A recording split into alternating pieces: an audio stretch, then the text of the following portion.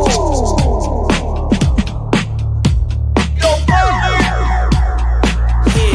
we go.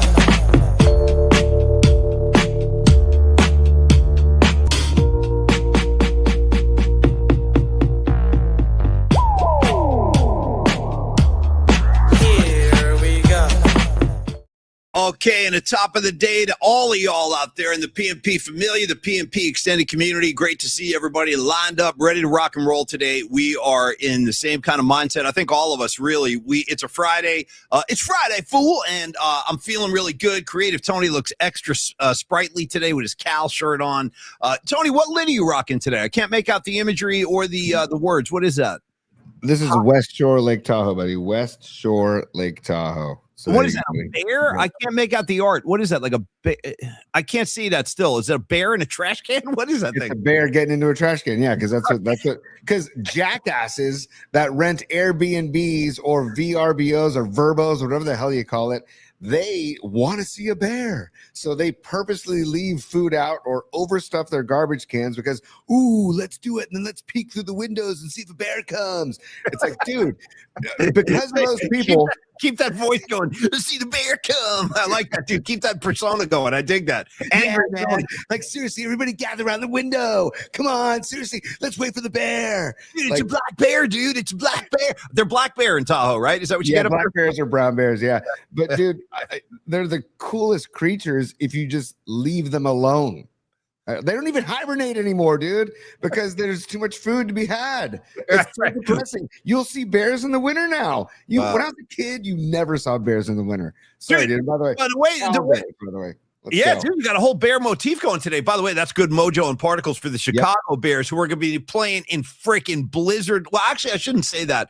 I've heard different reports about the Chicago Rams game. First off, there's no disputing this. The temperature will be sub-zero. They're saying it'll be about 10 degrees, but with that wind coming off of the lake in Chicago, the windy city and all that, they said the wind chill will be like 10 below zero. Rags, in fact, I think you guys are getting pummeled in Jersey, right? Aren't you getting the big snowstorm right now? But in any case, we are ready to rock and roll. Tony's got the bear motif going. I love it. That speaks to the Chicago. Paulie, it's for Jake Tonjes, too. It's my Tonjes Cal Bear mojo. We're getting going, too, because Tonjes, dude, let's go Tonjes. Yeah, dude, it's funny you bring up Tonjes right out of the gate. I have a feeling he might have a lot to say with this game plan this week. He's a very capable receiver. Kyle has called his number different times throughout the season when Kittle hasn't been there, and he delivers. He's not afraid of the big moment. He's not afraid of the big stage. So, yes, Tonjes is going to have a lot to do with this game. Rags, not yet, he says. Okay, we'll get the shovel ready. Rags, you still shoveling, or you got a kid coming to? I hope you got kids coming to do that now. I used to shovel and snow, dude, is one of the you talk about grunt work, which I don't mind. Like, I'll do some heavy lifting. I'll get outside and do what I got to do. But, dude, shovel and snow is literally back-breaking. Dude, we got to get Rags one of those, the walking little snow plows that you walk behind like a lawnmower, but it's a snow plow. He's got and then he can put on the earmuff beanie. He can put on the scar. He could be the East Coast Clark W. Griswold, dude. I mean, just own it, Rags. Own it, man. I used to do this thing, Tony, when we had like this. It was like a half circle driveway in front of my house. Not picture like a circle in half. It wasn't a complete thing, but it was like a half circle, like a crescent moon, Paul. Like a crescent moon on a brand new crescent moon. Crickets and cicalas sing, terrapin, foam. Anyway. I used to do this, Tony. I used to. Come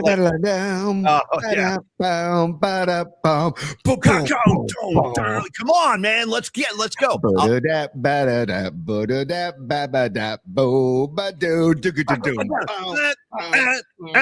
Hell yeah, dude. Hell yeah. Oh, you're getting me fired up. I'll be at the Bob Weir ceremony tomorrow. If anybody's out there, keep an eye out. We'll hang out. We'll do a little puff give. If that's on that note, real quick, for this weekend, for tomorrow night.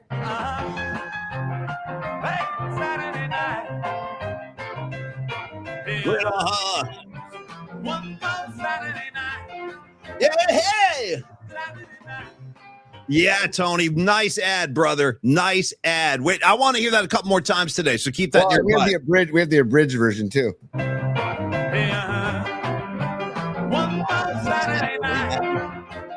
Yeah, dude. Hells yeah. Okay. Tony, we have a lot going on today, so we're going to preview the playoff games. We will do hot and sour picks. We've just basically, since there's only a few games, Tony's going to handle Saturday. I'm going to handle Sunday. We do have our guest DJ coming in today to sponsor the music assignment. We're going to welcome David from Napa. He goes by Napa Dude. He goes by Triple Z. Whatever he's comfortable with. I really look forward to meeting David and hanging out and playing some music. I have my song selected. I'm ready to go. I got the vinyl at my feet. And by the way, I should say this, speaking of music, Tony is in this kind of habit, and I love this. This is a great habit. When he sends me the link for the show, since Tony produces everything you're looking at, he sends me the link to join.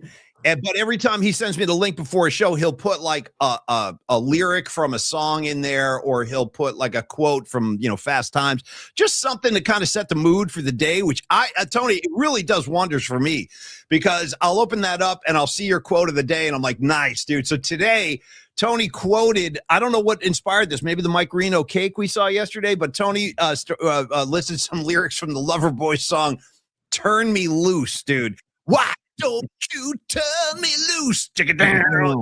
Totally, bro. Totally. I got to do it my way or no way at all. How about this lyric from Big Mike Reno? He goes, I forget what sets up this line, but at one point in that song, Mike Reno goes, I'm making love to whoever I please. Dude, yes, I'm making love. Dude, I'm on my knees, right? Isn't it? I'm on my knees. That sounds right. To whoever I please. The reason that the inspiration was to all these guys. Oh, dude. Hendrix, Wallow, Marcus Siegel, Sky Moore, Brian Robinson Jr., Jake Tonjes. All these guys are getting the chance to be turned loose, and they're saying, turn me loose. Turn me loose, Kyle. Turn me loose, Sala. Let's go. I cannot freaking wait for 5 p.m. And the vibes are thick everywhere I go, dude. People want to talk Niners, Seahawks. It's 5 o'clock tomorrow night.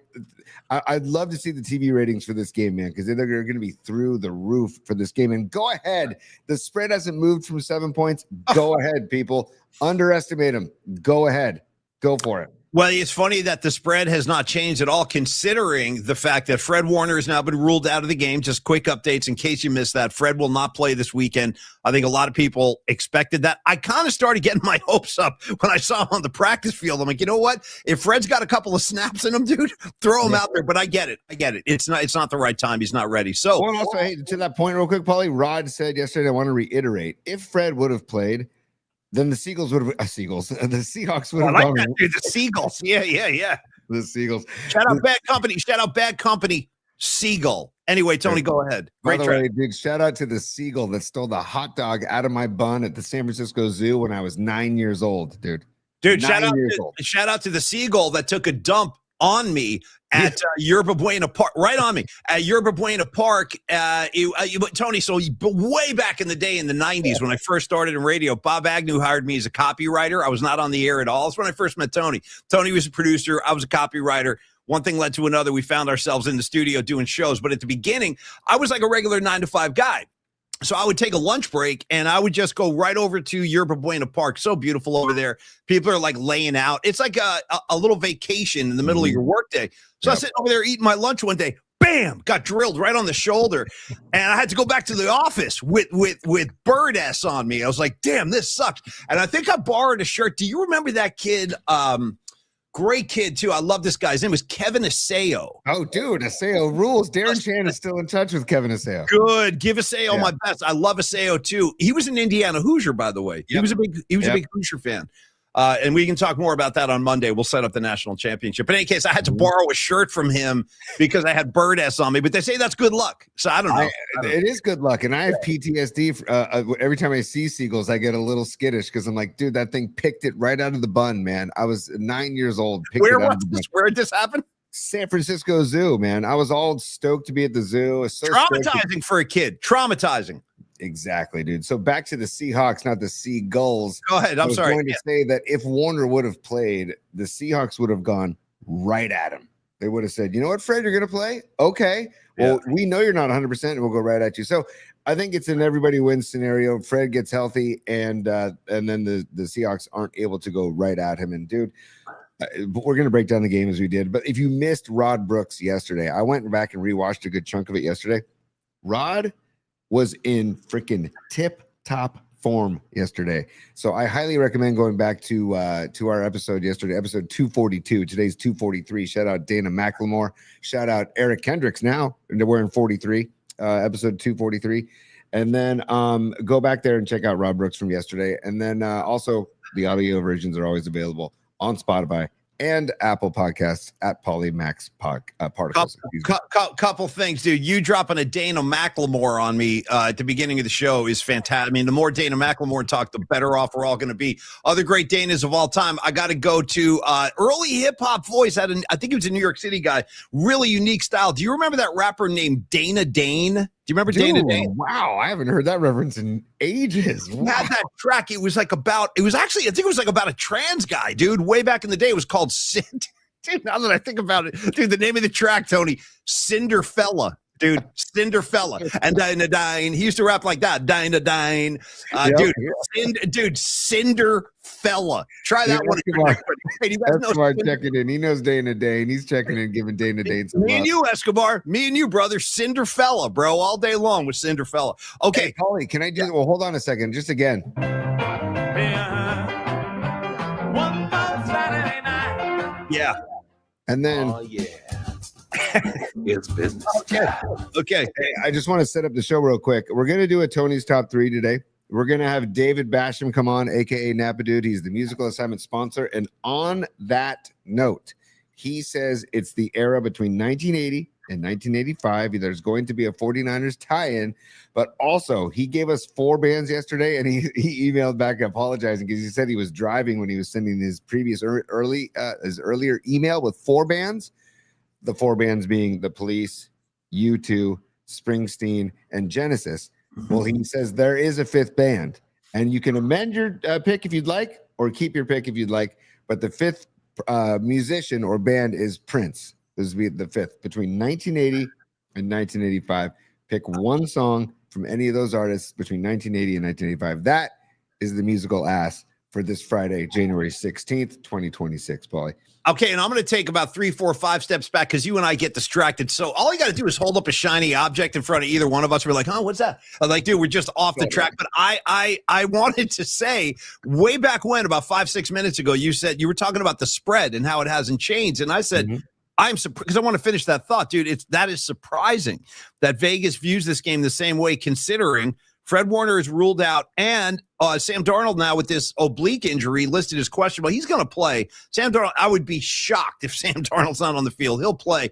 But that is a legitimate kind of thing. Like, you got a hampered quarterback. Throwing the football with an oblique can be a problem. I was watching Cam Newton was talking about that today on First Take, and he was like, yeah, that's not a good injury for a quarterback. But yet, the spread stays the same. That surprises me, considering their starting quarterback is listed as questionable. Why wouldn't the spread change? You would think Vegas would adjust. Great question. I don't know, Paulie, but you know what?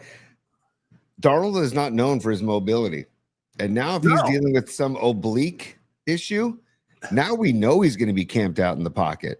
And now we know that he's going to be battling something. And, dude, for him to comment on it and for him to not want to practice before the divisional round of the playoffs, he's downplaying it. I bet you it's something, it's not a mild thing for him to be talking about it and for him to leave practice, right before the divisional game, I think. And there was a video, I'll try and find it on Twitter, of him jogging off the practice field, and he's jogging and he's favoring his side. And it's like, this is, excuse me. And dude, of course, we don't wish injury on anybody. And we wish, and we like Sam Darnold, just not tomorrow. No. So, but now we know he's going to be camped in the pocket. Shut down the run. Shut down the freaking run. Make Darnold drop back to pass and get some pressure on him, man. Send some people, get some pressure. Paulie, wow. Listen, I want to react to what you just said because you're talking about stopping the run. It was last weekend. I was talking to Rags before the game, before the Niner Philly game, and he goes like, "How you feeling?" And I was like, "I feel good," but here was my concern going into the Philly game. I was like, considering the state of our defense and considering the Eagles have that great weapon in Saquon Barkley, I told Rags, I go, my biggest concern today is that they're going to run Saquon right into the teeth of our defense, and they're going to do it all day. They tried that, but the Niner defense answered the call. So, yes, dude, they are going to try to run at the Niner defense, but if they can give another performance like last week, I think Seattle's going to have to go to the air. They're going to have to go to the air. And when that happens, let's look at some numbers here, Tony. Sam Darnold has 8 interceptions in his last 8 games. He's also fumbled the ball 6 times this year, okay, for a total of 20 turnovers that Sam Darnold is directly responsible for in 17 games, dude. Not a good attribute for your quarterback, a guy who throws 8 picks in the last 8 games, fumbles 6 times. I'm telling you right now, if this game comes down to Sam Darnold making big plays, I feel really good about it. I really do, because he'll force some balls. Sam Darnold will force some balls, and we're going to take advantage of that. Is my hope. And also, you got guys playing with their hair on fire, with their pants on fire. Guys that are like, "Hey, this is never a shot that I never thought I'd get." Like a guy like Kendricks and a guy like Wallow. All of a sudden, they're playing in the divisional round at Seattle, so you know you're going to get 100% from both of those guys. And then young guys like Upton Stout and Marcus Siegel. I am bummed about Jair Brown, but it's the whole rise up mentality. It's the whole next man up mentality. It's the whole, I never got to this yesterday, Paulie, but like we were talking about the Familia yesterday, right? Yeah. And I wanted to make the parallel to the PMP Familia, and from the PMP Familia to I feel like there is a vibe that has been created with this year's team where there is a definite chemistry and cohesion with this team. And I feel like the way that these guys pick each other up is just phenomenal. And I would love to know what George Kittle, has been telling Tonjes and the conversations he's been telling Tonjes and Luke Farrell too, because those guys are going to rise up, and everybody's risen up. And it's just, I don't know, Paulie, there's a vibe. It's all about the vibe. There's a huge vibe, Tony. I feel it too. I really do. I'm feeling extremely good about this game. And let's remember this too. Let's remember this other little kind of nugget of truth here is that these guys, the Niner coaching staff, they know Sam Darnold intimately. Okay. Yeah. They know all about this guy. They know what his tendencies are. They know where he becomes uncomfortable. So again, I think the Niners have a huge advantage. We talked about Tonelli's 3-point plan in terms of the coaching. Yeah. I'm going Niners 10 times out of 10 on this. And again, their intimate knowledge of Sam Darnold's habits, I think, are really going to help the Niner defense in this game. Or at least, again, that's my hope as I continue to knock on wood over here. And I got to address something. I'm sorry, I got distracted on the text line real quick. Yeah. Rags and Big Al and Chico are going back and forth about All the Right Moves again, one of a great high school football movie. And Rags, you're talking about that kid who's yelling at Chris Penn. He's going, "Hey, Riley, I'm coming after your ass." And then, dude, Chris Penn with the greatest comeback of all time. He goes, "Do it, man. Make me happy. Do it, man." I love that. Make me happy. Remember that? Yeah, do it, man. Make me happy. Anyway, rest in peace, Chris Penn, dude. Left us way too soon. Way too soon. The wildlife. Footloose. Don't get me started with Chris Penn, man.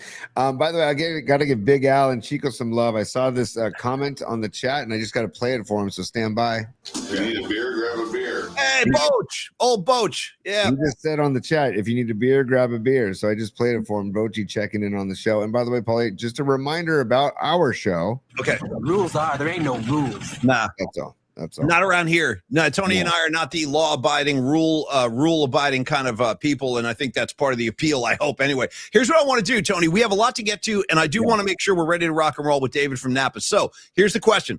We got to do a hot and sour pick. We got to do a Tony's top 3. And I'm wondering if you want to do either of those now, because I do want to address this Dodger thing that's going on before we dive deeper. I know. But that's part of the top 3. That's why I'm asking, do we do that? How about we do top 3 right now? That feels like that might be the right move. What do you think? Yeah, and then remember we want to give love to Stellar Design and Peralta Arts and Longbridge Pizza later on in the show as well. 100%. We can definitely get into a Tony's top 3, Paul. I have no problem with that. It's just, my blood is boiling about this freaking Dodger situation. Not all of us, dude. By the way, Nikki Totoro has spoken, dude, about this, the state of things, and we can bring in Nikki maybe for the top 3 also. But no, everyone's disgusted, and I mean, like, it's basically the way. Well, I'll let the top 3 address it. Yeah, sorry. Tony's top 3. Tony's top 3. Tony's top 3. Nice and groovy. Yeah, feeding them, dude. It's the first time I've heard the Ducks being fed in 2026. And by the way, looking ahead briefly, forward teasing all the time. Lee Hammer, always forward teasing. Want to remind everybody, we will begin the new PMP 26 playlist today. So the songs that we do with David will be the first installments on our brand new playlist. It's public. So if you're on Spotify, you can listen anytime you want, get a little of that PMP magic in your ears, and it'll be called PMP 26. I already set it up this morning. It's sitting on Spotify. Today, Paulie, is it PMP playlist 26 or just PMP 26? I scaled it down. I streamlined it. I just went PMP 26. Nice and easy. Yeah. I'm going to have to make a new banner for that. PMP 26, and then I'll make one on Apple Music as well. And how many hours? We had like 12 hours of music on the 2025. Well, because we are wondering, do we just keep building on that one and call it 25, 26? But yes, Tony, there's almost 12 hours of music on the playlist we did from last year. And there really is some cool stuff. There's like punk, there's rock, there's some country, there's reggae, there's blues. I mean, there's every genre. And I think this year's will have the same kind of qualities. We'll keep it nice and eclectic and have a good time with it. And if you want to sponsor the music assignment, like David and Napa, the Triple Z man, all you got to do is email the show, make that donation to the show, help support us in the process, and we'll get to kick it around on the air, which is the biggest, I think, plus for in the equation, really. Yeah, definitely, dude. And with the playlist in Longbridge Pizza, Neil Donardi and I were working together last Saturday at a bingo night at our school fundraiser, and he was playing music while I was slicing pies and he was making pies, and we were bingo playing night, Tony. Bingo night. Bingo night. Dude. B-I-N-G-O, buddy. B-I-N-G-F-N-O. Yeah. I cannot recommend a bingo night enough these days. It was actually really, really fun, man. But Neil was spinning music while we're making pizzas, and I'm like, I'm like, dude, what is this? And he goes, dude, it's your playlist. And I'm like, oh, because there was cool stuff coming on, and I didn't realize. And he had just put on the PMP playlist 25, and it was good, and it was just spinning really good stuff. So kudos to everybody for chiming in 2025 and putting together that playlist. And here we go, 2026. We will put that playlist together, but we commence forth with the is this the first Tony's Top 3 with you and I in 2026? I believe. Yes, it is. Yeah, this is the first time, and I feel good. Like I've missed the Ducks. I haven't heard that gentle groove in a while. It feels good to hear the music bed again. Might have to ask Dom to make a T-shirt for Feeding the Ducks. Oh, by the way, Dom, I have a great idea. That Big John from the building here at Longbridge Pizza. I'm a Big John fan, by the way. I like Big John. Big John runs the building here. Amazing man, a big 49er fan. He listens to the show and he says to say hello to the PMP Familia. And you've met those of you that met him at our gatherings. He's the huge, big, tall dude, great guy. Anyways, I was telling him because we were looking at some of the posters in Neil's office here in Longbridge, and I said, we need a hippie to start making show posters for big Niner games like this. Wow, that's it. That's an incredible idea, and I can't believe that's never been done before. What an amazing idea that is, right? It's like, and then John goes, "Oh, you mean a hippie like this guy named Dom Peralta?" And I said, "Oh, yeah, maybe I'll bark up Dom's tree." So, Dom, I got some ideas for you, buddy. So it's a great idea, and Dom's definitely got enough hippie in him, and he's got the artistic streak. I mean, he's a very talented artist. So, yeah, I don't want to give him too much work, though. Dom, we need an NFC Championship poster. Chop, chop. You know what I mean? Like, we're giving him all these assignments. He's doing his Bobby thing. By the way, one more time before you start your top 3, if any of y'all are going to City Hall tomorrow, Civic Center Plaza to be specific, for the Bobby celebration, look for me because I'll be there. I'll be there wandering around. I'll RSVP and everything. Go with my buddy David Drutz. So if you see Drutzy, you see me, come over and say hello, and we'll hang out. Anyway, Tony, and then I'll be right back for opening kick. Don't worry, I ain't missing that dude. I'll be out of San Francisco by 3:00 at the latest. Yeah. Are you sure you don't want to come by and help me coach 2:30 fifth grade girls basketball? It's tempting. It really is tempting. I would love to watch Olivia play. What's her number, Olivia? She's number 20, I believe. Nice. Just like Garrison Hurst and Upton Stout. Perfect. Boom. Exactly. Yeah. Stand by, Paulie. I have to do this in the middle of top 3. Stand by. Here we go. It's business time. I know what you're trying to say. You're trying to say it's time for business. It's business time. We got Mark Gravy Graves checking in, one of the all-time greats in the PMP Familia. He says, I see new peeps on the chat. hit the subscribe button, hit the like button. We need to hit 2K. Yeah. So, hey, Mark, thank you so much. By the way, look at his profile pic. He changed it. He's got Boston's first album as the profile pic. That's freaking rad. Pretty great freaking album right there. Not a bad track on it. I mean, it's one after another. Just bam, bam, bam. Smoking, got to keep on token. Smoking, mama. I'm not joking. Tony, go ahead. Yeah, I mean, peace of mind. Take you home tonight. Foreplay arrow, long time, Holmes. Foreplay. Mama, it's all right. Let me take you home tonight. Oh, dude, man. I'm a something about you head too. Totally. I'm a big something about you head. Yeah. Let me take you home tonight. Sorry. Totally. Because there was something about you. Yeah, there was something about you. Bam, bam, bam, bam. Anyway. Totally, Okay. dude. Totally. Sorry. Tony and I are wound effing up today, bro. Yeah. We did a Turn You Loose jam earlier in the show, doing some Boston's greatest hits right now. And I am stone cold sober too, which is great. Me too. I always do the show sober. It's the only way to go, man. I can't involve both at the same time. I got to keep these things on the track. After the show, whole other matter. But right now, yes, I'm firing on a clean mind. Yes. I've been known to do a night flight with a little buzz. I've seen you. No, I've seen you. Yes. Yeah. It's all good, Paulie. Number one in Tony's top three. Okay. We talked about this with Rob Brooks yesterday, but I want to get just down to the nitty gritty in your dome, Paulie. X factor for the Niners, other than not allowed to say, we've talked about Trent Williams, we talked about CMC, we talked about Purdy, but is there somebody else on either side of the ball, by the way, that is like a player that you expect to be a focal point and a difference maker in the game?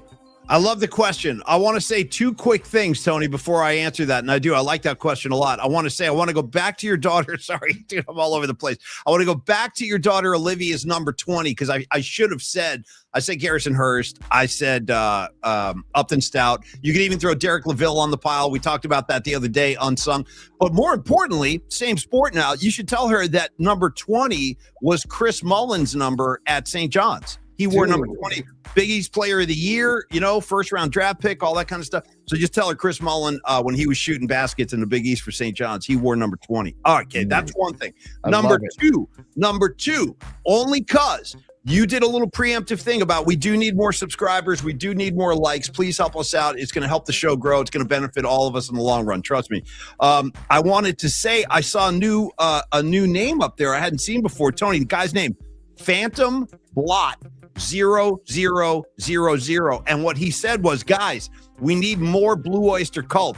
Dude, you came to the right place, because I've been diving into the early Blue Oyster Cult, like Cities Aflame with rock and roll, the red and the black. I'm in. Me and you, Phantom. You let me know when you want to do it. We'll do a whole Blue Oyster Cult thing. No, I don't have any Blue Oyster Cult. All right. Phantom Blot quadruple zero also is asking who here has the Toto album. And I'll say right here, dude. I have Toto 4 on. Tony's vinyl. a big Toto guy. You've always been a big Toto guy. Bless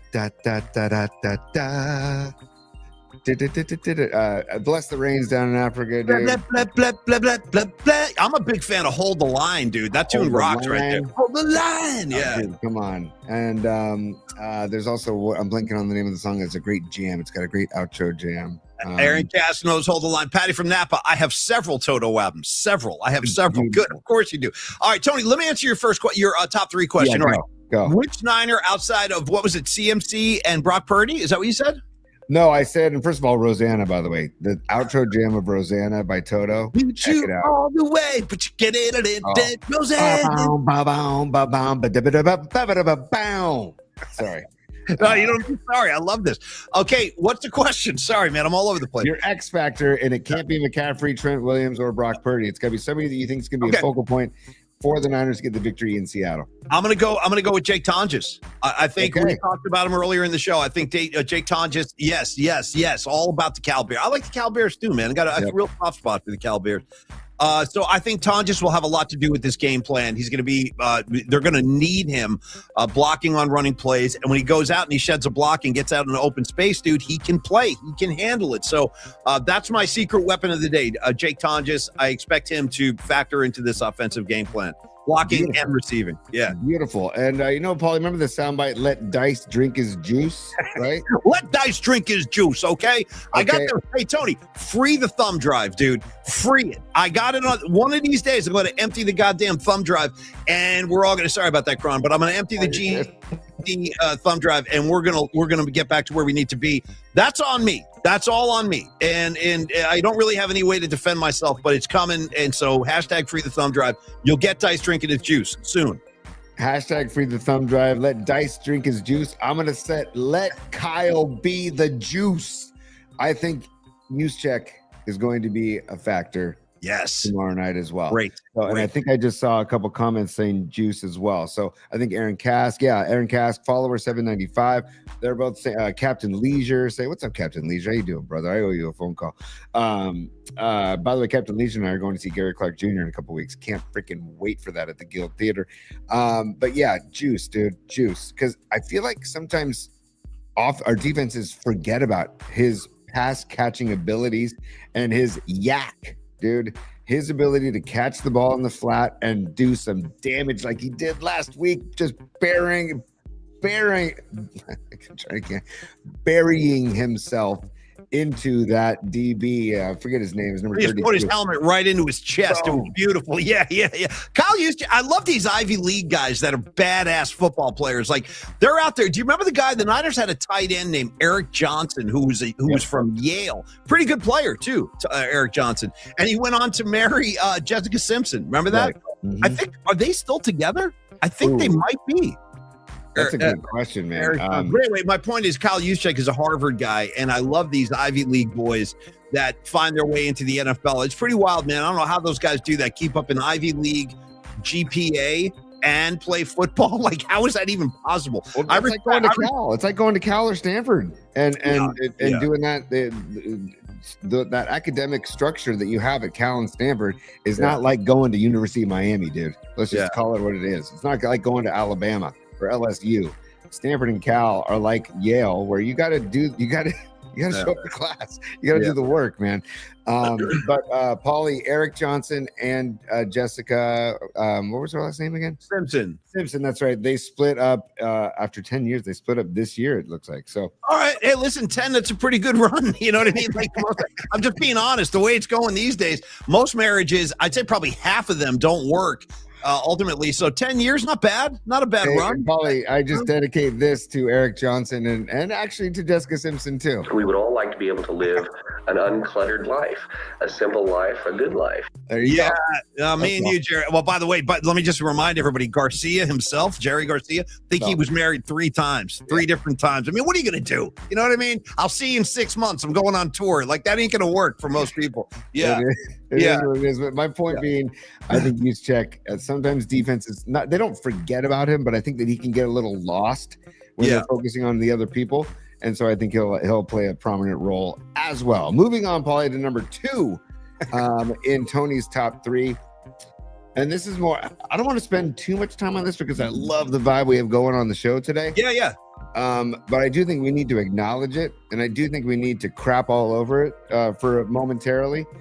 Is what the Dodgers are doing, and what they made another 4-year, $240 million signing of Kyle Tucker. And it's like, so here's something I read last night, Paulie, and it just chapped me, dude, is that they have a $2.1 billion payroll, number one, and just their luxury tax of about little under $170 million, just the tax that they have to pay, is more than some teams' entire payroll. Oh, yeah. What are we doing, MLB? So my question to you, Paulie. 8 of their 9 starters are making north of $10 million.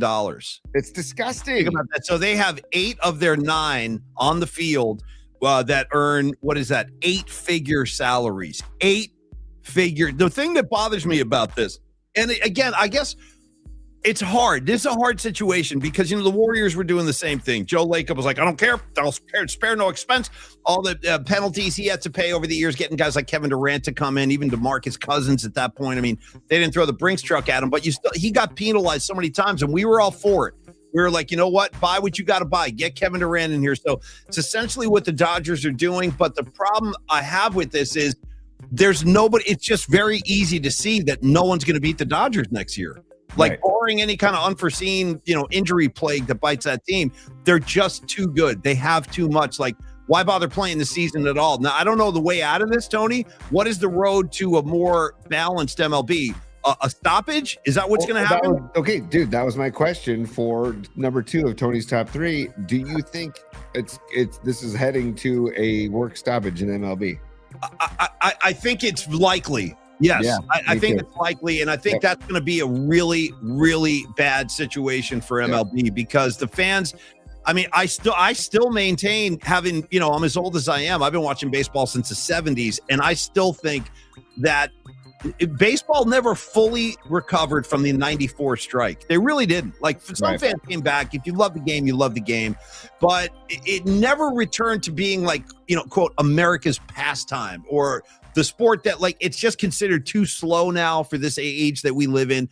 Kids are not connecting with baseball in a national sense. I mean, maybe again in certain areas, like I think the Bay Area is a very healthy baseball place geographically, but a lot of parts of the country it's all football and then basketball right behind that, and baseball's kind of like maybe I'll watch the playoffs kind of thing. So I think there will be a stoppage, Tony, and I think they're going to have to rectify this or balance it out somehow. So teams like Baltimore, even Toronto, who gave the Dodgers a good fight, that they have a chance to be relevant, like these small market teams, Seattle, because right now it's just no one's going to beat the LA Dodgers. It's just not going to happen.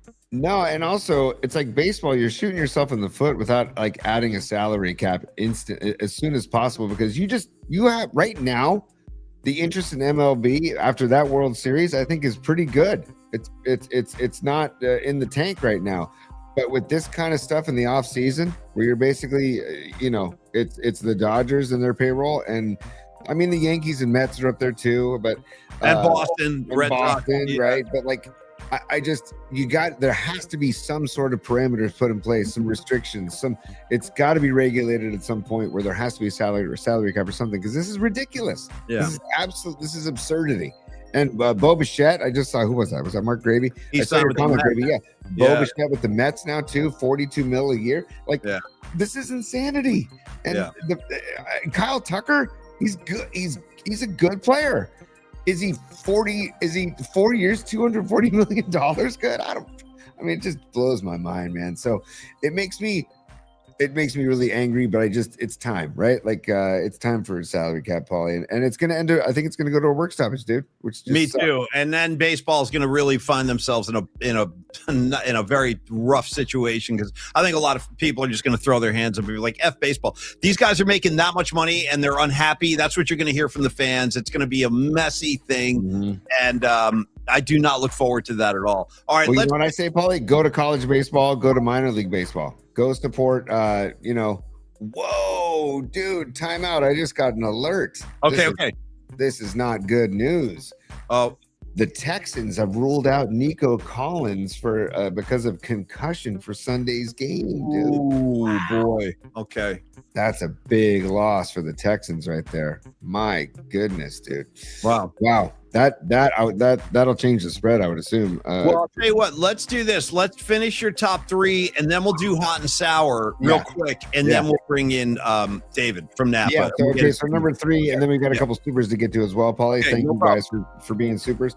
Number 3, this is just kind of more of again, number 3 is always the wild card for Tony's top 3. Could be sports, could be not sports. This is a kind of a combo. Yeah. Big games like last week or tomorrow, right? Tomorrow. And tomorrow we say One more Saturday night. all right, so it's Saturday, one more Saturday night.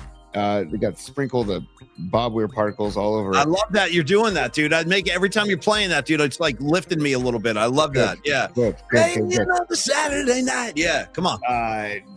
So when you watch these games, are you festive and want to be with a group of people, or do you want to be hunkered down, slippers, a fire in the fireplace, You know what I mean? Maybe even your robe. Maybe I don't even know. I would say this. I what's have your become. scene? Yeah, I totally get the question. Over the years, dude, I've become what I would refer to as an isolationist, where I don't really want to interact with anybody during games, dude. I can't. Like, I'm not built for it anymore. I mean, I was a season ticket holder for a long time, Right. so I used to go to all the games. And then the reason we stopped doing that when we canceled our season tickets when we had our kids. You're having two babies and trying to deal with Sunday. It was just too much. So we let the tickets go. And, you know, there in my younger years in New Jersey, when there was no, satellite TV and stuff like that, I used to have to go to sports bars a lot to watch the Niner games because they were not on the East Coast. So I've done that too. And at this point in my life, dude, I just can't deal. I don't want to hear stupid comments. I don't want to hear anti-Niner rhetoric. I don't want anybody interfering. A lot of times I don't even pick up the phone. I'm not texting with anybody. I just want I want to lock in on the game. And again, I'm an isolationist. So that's going to be that's my thing tomorrow. When I get back from San Francisco after the Bobby celebration, I'm just going to lock the door and I'm going to draw the shades. And I don't know if there's going to be slippers involved, maybe, but I will tell you this, there's not going to be anybody else around. I'm going one-on-one with this bad boy. How about you? Same question. And we'll do also the chat's on fire. Hacksaw Montana says, I'm going to have a 4-pack of tall boys, a fire going at the cabin, and locked in. Family will need to fend for their dinner. That's what I'm saying. Yeah, you're on your own. Saturday, you're all on your own, bro. Yeah. Figure it out. Grilled cheese sandwiches ahoy if that's what it takes, but don't look at me. Yeah. Escobar says, leave me the F alone during a game. Stevie B says, I was insufferable during the Eagles-Niners game. It's great stuff, you guys. I totally get it. I totally get it. Here's my thing, Paulie. I'm not at that stage yet, but I am very selective at where I will go if it's not my own place and who I will be with. Right. So last weekend was just our dear friends, the Hannahs, and they have a son and a daughter that are the same age as my kids. Any relation to Hall of Fame offensive lineman Jack Hanna? Throwing it out there. You never know. I think he was a Patriot in the 70s. I'm not sure. I think he was, right? Jack Hanna. Yeah. And anyway. not part of the Hanna-Barbera team either. Which is unfortunate because if he was, he'd probably be living in Malibu right now on the you know what I mean? Just hanging out with like Don Henley, drinking pina coladas and stuff. Yeah. Also not related to Daryl Hannah either. So unfortunately. Right. And now you got to go through Neil Young. If you want to get to Daryl Hannah, you got to talk to Neil. He's got that on lockdown, man. Living in some teepee. They really are. You know, they live in they have like a teepee in their yard, Neil Young. They do. I mean, they hang out in there. They hang out in the teepee. The true story. And dude, shout out the Pioneer Saloon and off of Woodside Road where Neil Young used to just show up all the time. Show up. And by the way, Woodside, for your knowledge, used to be called Whiskey Hill before it was called Woodside. How about that? Like that? How about that? That could be a good name for one of our bands, the Whiskey Hill Boys or something like that. Dude. Yeah, it's a good name. Whiskey Hill. Yeah. Well, I also thought the Grand Scheme was a good band name. I came up with that the other day, and I was like, "Ooh, the Grand Scheme." Anyways, so Paulie, I need to be very selective. So, I love maybe we should. I might need a picture of you in your scene before the game on Saturday, just to get a vibe. It's not going to be pretty. It's not going to be pretty. It's going to be like a bomb shelter, man. It's going to be. I'm serious. Will you be consuming adult beverages during the game? Yes. Remember last week I made the mistake with Fat Dom and Sirianni involved. I made the mistake of drinking Peroni beer because I love Peronis and it's an Italian ale that I like, a Pilsner. But once I made the switch, your mom is cool, Mark Wiseman. I was watching the game with him, and he brought over Miller High Lifes, man. Oh, that's right. Yeah. Where's Miller High Life? Yeah, totally. Yeah. I made the switch to High Life, and once I made the switch to High Life, it was all gravy. So I don't know what my approach is going to be tomorrow, but I know that something will be, enjoyed. But I gotta. The times that I haven't slowed my roll, it gets a little slippery. Gets a little hectic. Yeah, it can get hectic. Yeah, really. It's getting kind of hectic. You know what I mean? Yeah, totally. Yeah. Totally. Hey, Paulie, stand by. So actually stand by one more time. Here we go. Yeah. Oh, yeah. It's business time. Okay. All right. So that wraps up top 3, but I want to get some supers here, Paulie, if you don't mind. I don't mind at all. Yeah, so stand by. Where'd they go? So we have got Escobar Cheeks III. He says, Mully is my favorite player of all time. We were talking about Mully earlier. You were talking about Mully at St. John's wearing number 20. Yeah. He says 3-time Big East Player of the Year. Hashtag F the Dodgers. Hashtag F the Seahawks. Yeah, hashtag man. Free the thumb drive. Yeah. Hashtag no butt stuff. Hashtag no shaman. Hashtag F Shady Shohei.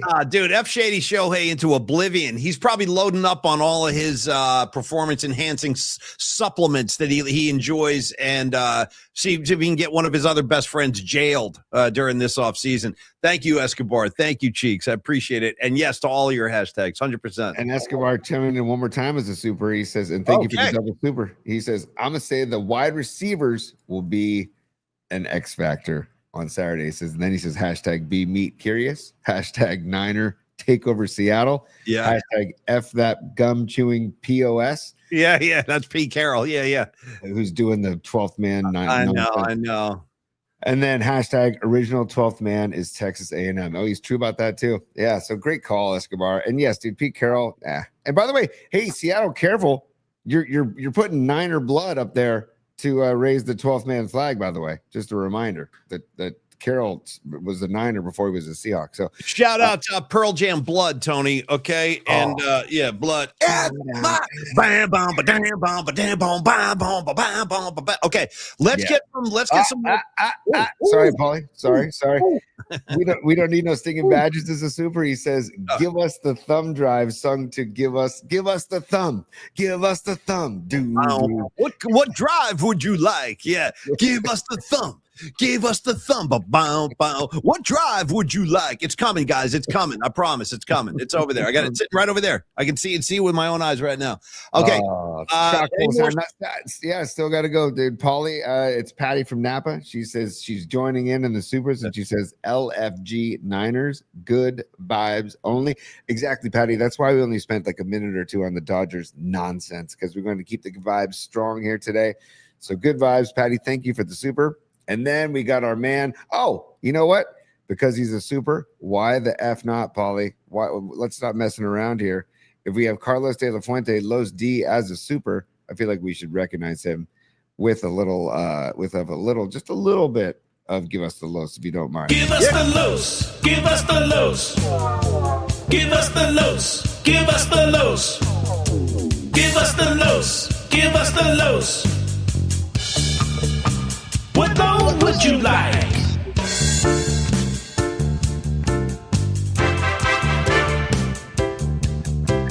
Yeah.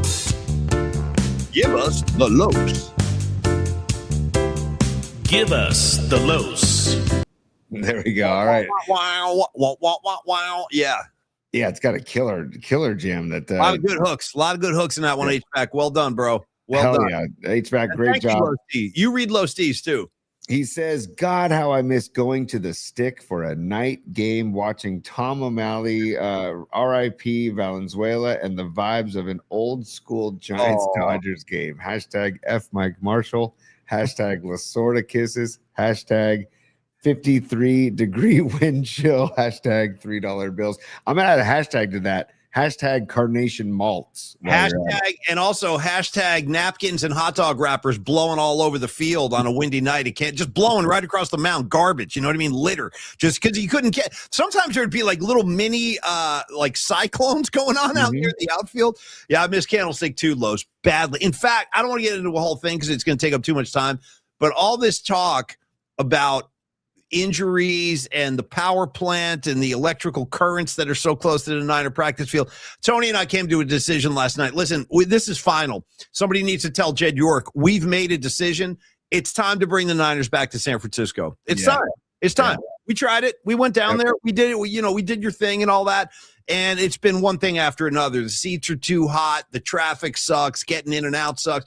I think it's time to bring them back to San Francisco. We'll get into that next week, though, Tony. I don't want to that's too big of a discussion. Yeah. No question, dude. And one final super, Los D. Thank you for the super, brother. Yeah. And I hope you have a great weekend, Los. And we'll be talking all weekend. Candlestick Kid says, happy Friday, PMP Mafia. 49ers are going to dominate. So, Candlestick Kid, thank you for the super.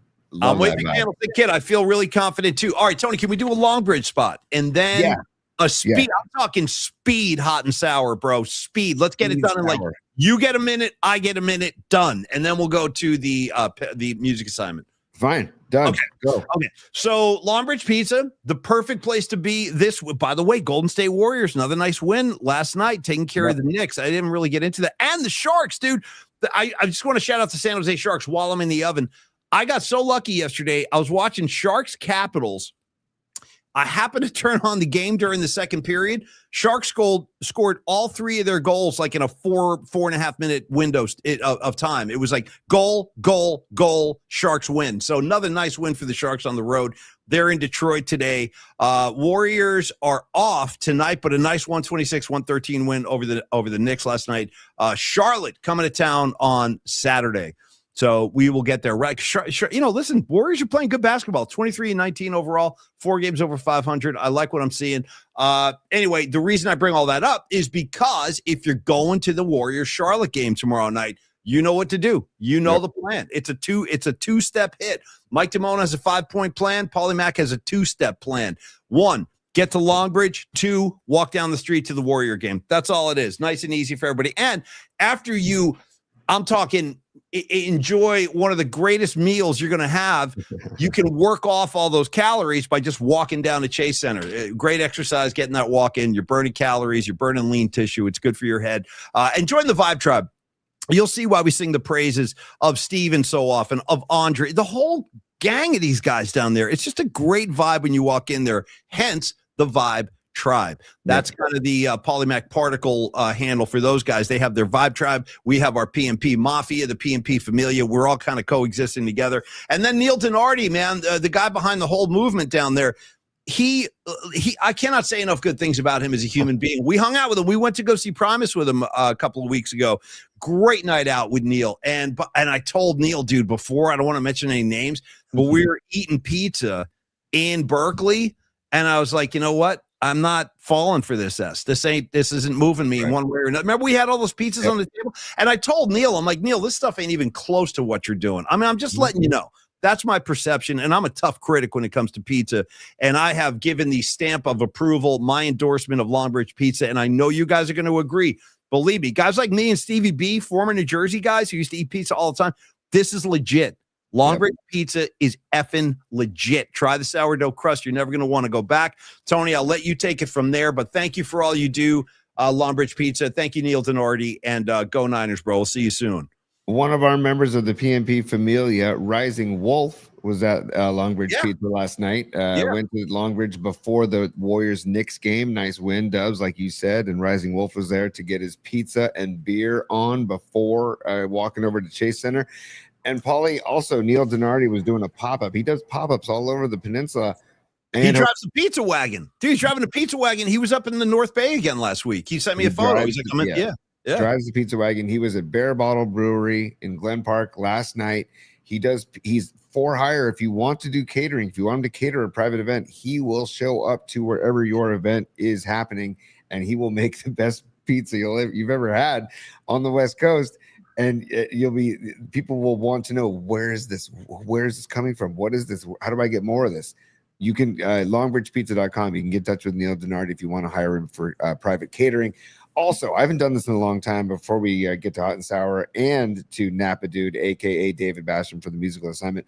We're coming, David. We're going to be with you in just a minute. This is going to be quick. We're going to do Hot and Sour like that, and then we're bringing you right on. So stand by. Yeah, David's patiently sitting in the green room. Thank you, brother.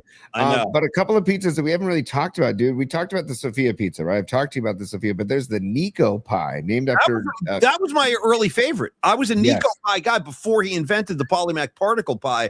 I was getting the Nico every time. The Nico's a great pizza. Really is. Yes, dude. And then the Nico is tomato sauce, mozzarella, smoked mozzarella, sausage, red onion, roasted peppers, Parmesan. Then you've got the meatball pizza. We don't talk about the meatball with provolone, ricotta, roasted garlic, Calabrian chili paste. And then you got the hot and honey, which we do talk about, the mozzarella, the hot copa, the Calabrian chili paste, and honey. Dude, the Love Supreme we haven't talked a lot about. Shout out John Coltrane, Love Supreme. Boom. Yeah. Boom, boom. And it's tomato sauce, mozzarella, pepperoni, sausage, mushrooms, olives, red onions, green bell peppers, and Parmesan. And by the way, they make the tomato sauce in-house. They don't just crack open a No, can. the tomato sauce is a serious thing now. He's not playing games. He's very careful selecting his tomatoes. We've actually had a conversation. And by the way, I might have to issue like a dare to Neil Denardi right now, since we have a John Coltrane Love Supreme pizza. Maybe in 2026 we invent a Miles Davis kind of blue pizza, or Tony, how about a Bitches Brew pizza, dude? I was just thinking Bitches Brew. Give me a large Bitches Brew to go. I would just like to say that. I'd love to place the order. Yeah, give me a Bitches Brew and a Love Supreme. I got to go. Anyway, but Tony, go ahead. Last thing is there's another pizza called the Island Vibin'. And I know that pineapple is a polarizing topic when it comes to pizza, but listen to this pizza, though. It's tomato sauce, mozzarella, cheddar, jack, blend of cheeses, pineapple, pepperoni, hot copa, red onion, scallions, and Calabrian chili paste. So it's a take on your classic Hawaiian pizza. And I can go either way on the pineapple. I don't seek it out, but if I'm served it, I'm going to eat it and enjoy the hell out of it. So the Island Vibin' pizza is another good option. Just some other pizzas, just let you know, at longbridgepizza.com. that you have a ton of options. And again, the beer selection's phenomenal, and it's all local breweries that Neil supports, because Neil believes in supporting local breweries. Neil and Andrew have done this for 11 years now, or 12 years. Is it 12 years? And they're kicking ass, and they're going to be around for a long time. And we love being partners with them. Paulie, take it away. Okay, final thing comes from Don Peralta, our art director, and one of our creative guiding lights. He goes, guys, we need a Bob Weir pizza down there ASAP. Dude, how about like the estimated profit pie, or give me the, or just give me, how about like we're hungry, like a WEIR, we're hungry pie, where you throw, what would be on a Bobby pizza? I'm not sure. Ooh, great question. Smoked sausage, y'all, with a little bit of sweet honey pepper. Like, I don't know what Bobby would. We're gonna have to think about that. We really are. But yeah, a Bobby pizza is a great. Maybe there's a one more Saturday night pie, and they serve it on Saturday nights.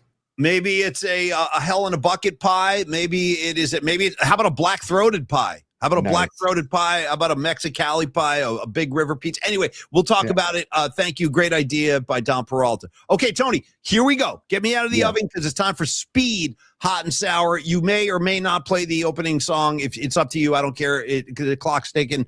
Totally up to you. But we are going to go do Hot and Sour picks. Tony's going to take Saturday. I'm going to take Sunday. And however you want to start, it's fine with me. Stand by. Where is it? That's all good. Oh, come on. It's been so while since we played it. So I had it loaded, Paulie. I apologize. You're good. We don't need it. We can keep moving. We can stick and move. Yeah, I guess we're going to have to, unless I find it here. Oh, no, there it is. Here it is. I got it. Here it is. Okay. I don't know. What do you think?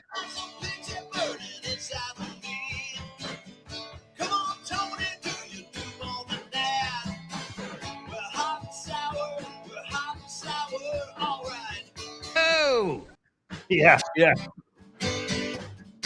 Guess what? Nice. Oh no! Well, that was a little much. Yeah.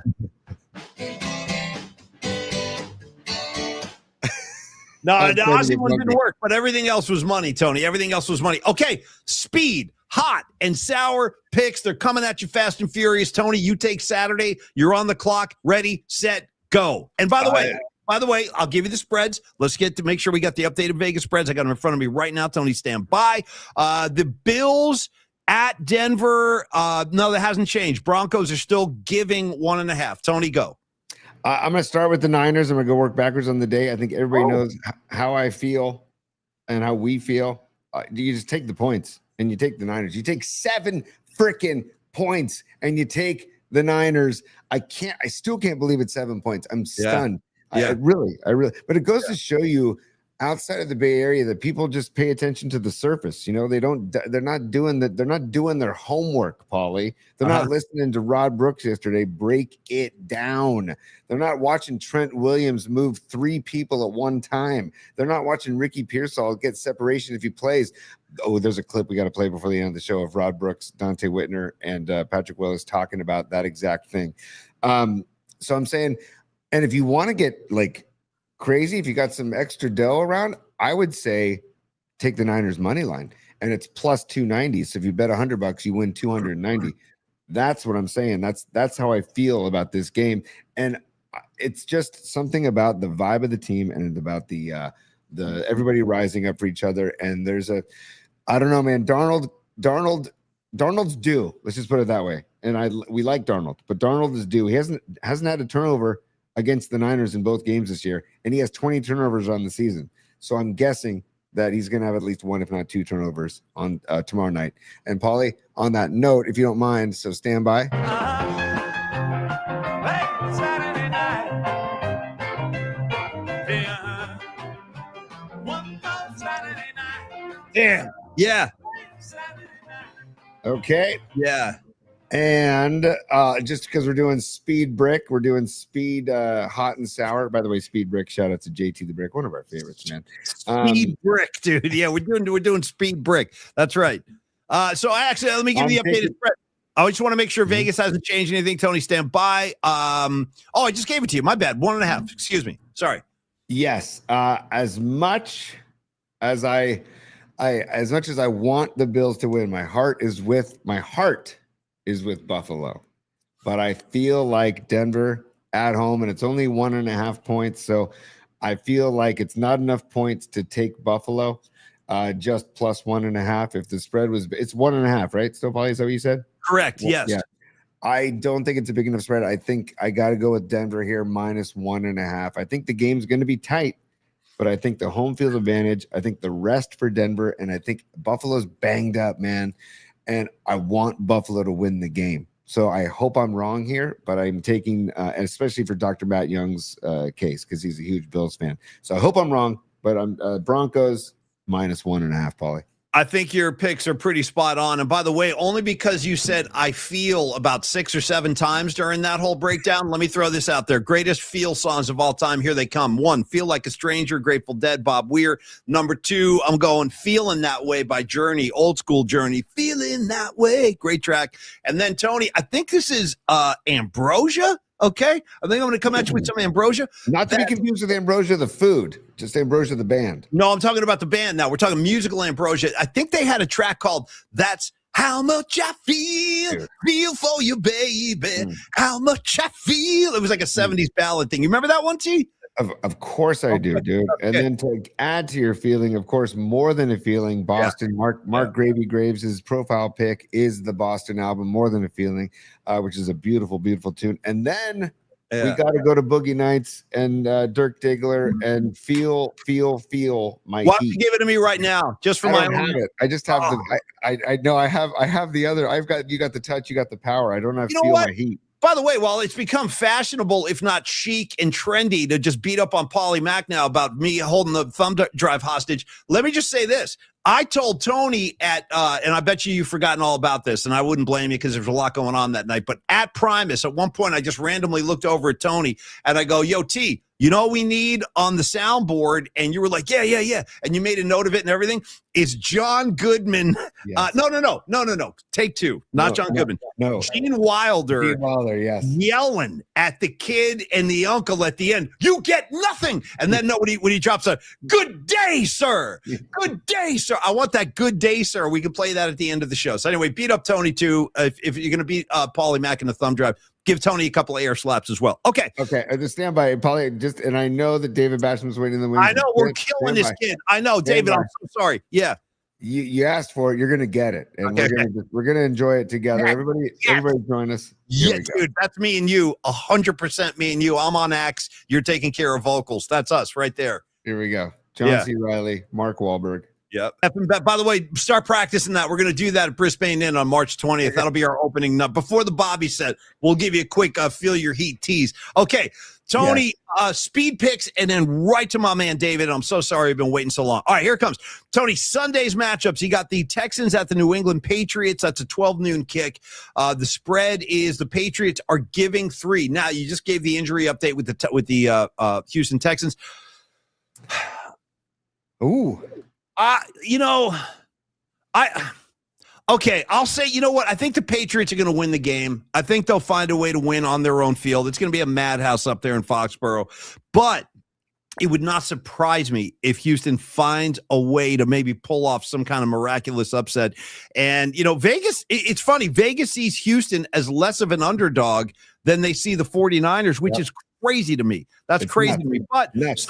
so be it. So be it. I'll give the Texans their 3. Now, make no mistake, I love this Houston Texan defense. I really, really do. Would not surprise me if they force Drake May into a couple of mistakes he's not used to making, because he's had a pretty good year, that kid, and the whole Vrabel thing. But I think the Patriots are going to find a way. And it pains me to say that because I do like that Houston team a lot. Game number 2, Rams at Bears. No hesitation on this one at all. I'm taking the Chicago Bears. They are giving the Rams 4.5 points. I think that spread's gone up. I think it was 3.5 earlier in the week, wasn't it? 3.5? I think it was. I saw 3.5. What do you see now? 4.5. It's up to 4.5. Out of here. Yeah, well, I'm telling you, that's the weather. The weather is going to be a factor in this game. And that should favor the Bears and not the Rams, dude. It's 4.5. The Rams are favored by 4.5 points. The spread went up.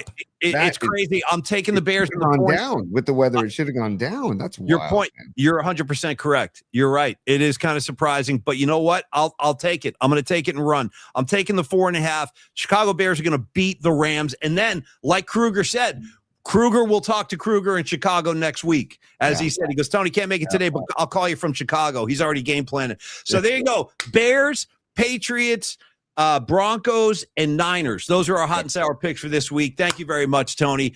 Let's do it like this. Let's welcome our guest sponsor for the day. We're going to do our music assignment, and then we'll wrap the show with the Stellar Design read after we say goodbye to David from Napa. But I'm looking forward to meeting this dude. Heck yeah, me too. So stand by, Paulie. Peep this, particle heads. PMP's weekly musical assignment begins now, right now. Yeah, there it is. There it is. And Paulie, let's welcome to the show the man known as Napa Dude, but born into the world as David Basham. Ladies and gentlemen, welcome David Basham to the show. What's up, David? Hey guys, how you doing, man? First of all, dude, we're doing great. I want to shout out immediately the sound quality of a David from Napa, the headphones, the preparation, my man. I had to do it, man. I had to do it. I mean, I love you guys. Now, listen, before we get going, I got to give you guys compliments. I mean, I'm chilling in the green room. Thanks for apologizing. No need for that. I'm just cracking up listening to you guys, right? I walk in, see all the libations, snacks, and all I see is this banner. And it says F the Dodgers. I mean, yeah. That's perfect timing, right? It's ridiculous. And then, in the corner of my eye, I see this TV show going on. It's the Muppet Show. And they're all there. Nice. You got Mahomes, you got both Kelsey brothers, right? Yep. You got Mr. Elf on the Shelf, you got Shade Tony, you've got La Flop, and then you've got Sirianni, and above all, Fat Dom, right? And Paulie, I heard your outrage on Monday, right? And I'll get to this in a second. What you don't understand is I work these really weird hours, right? So I never get to go on the show live, right? Or listen to the show live, right? Mm-hmm. But I do listen to it on the way home. And I just, first of all, I feel like the whole family, the army, they're just hilarious. I feel like I know everybody, even though I haven't met anyone, right? Right. But I love them. I've missed all the parties. I'm like, God, I'm always traveling, right? So I'm like, I have to be here for the next one. But anyway, so Fat Dom, right? Headset, Monday, comment. And I have a couple of buddies in the NFL. I'm like, guys, what's going on here? Yeah, good question. And they go, yeah, man, what people don't know is the guy has a day job and he was pulling a double shift at the drive-thru at McDonald's. Nice. So he was taking through some orders, man. Nice. That's what he was doing. He forgot to take his headset off. Nice. Sneaks in a couple of Big Macs on the sideline too. Dude, so I just wanted to share that with you, man. I love it, David. Dude, nice, David. You are ready to rock and roll. I love the preparation. I love the riffs. Now, let's talk a little bit about David and Napa for a second before we get into your specific assignment. And yes, for starters, we will have more PMP gatherings this year, David, and we'll make sure we'll find something that's going to work for you because I got to say, that's probably the thing I'm most proud of in our first year. We have it just happened organically. We didn't set out to do this or design this, but this kind of community that supports the show, David, it's a group of really cool people. And every time we get together, it's almost like become like a family reunion. So we're working on our first outing of the year and we'll try to make sure that you can participate. Now, you said you work a lot of weird hours. What's your line of work? What do you do for a living? So I work in finance, right? But my hours are like 4 a.m. in the morning to about 2 o'clock in the afternoon. Okay. And I'm usually up at midnight because I work in Europe. I mean, I'm obviously here in Napa and I work in San Francisco. So my commute is like 600 miles a week, Monday through Friday. Wow. So Wow. that's why, honestly, Paulie, what happened back in November 23, I mean, it bummed me out, right? Just Yeah. totally bummed me out. But, the way I look at life is you got to take a positive out of a negative, right? So the positive is we've got this show now. Yeah. We've got to meet Tony, right? Yeah. Dom, right? Yeah. Ross and Neil. And let me tell you something on Neil. I call you guys the 5 horsemen of the apocalypse, by the way. Nice. Nice. Right? It's totally great handle. So to the family, right? If you have not been to Longbridge, you got to go. I mean, like you, Paulie, I'm a pizza connoisseur. Nice. I'm with you at John's at Bleecker Street. And I think I was on the, Tony, you pulled up some pictures I sent you. Yeah. Sal's and Carmine's, next time you're in New York, 103rd and Broadway, you got to go. Okay. Nice. Right? Okay. It just rocks. Hey, But David, real quick, before we even dive into the musical part of the show, I got to ask for 2 questions for you. The accent, got to find out where you're from originally, and then second of all, you created the visual of Big Dom, Fat Dom, working at McDonald's. Yeah.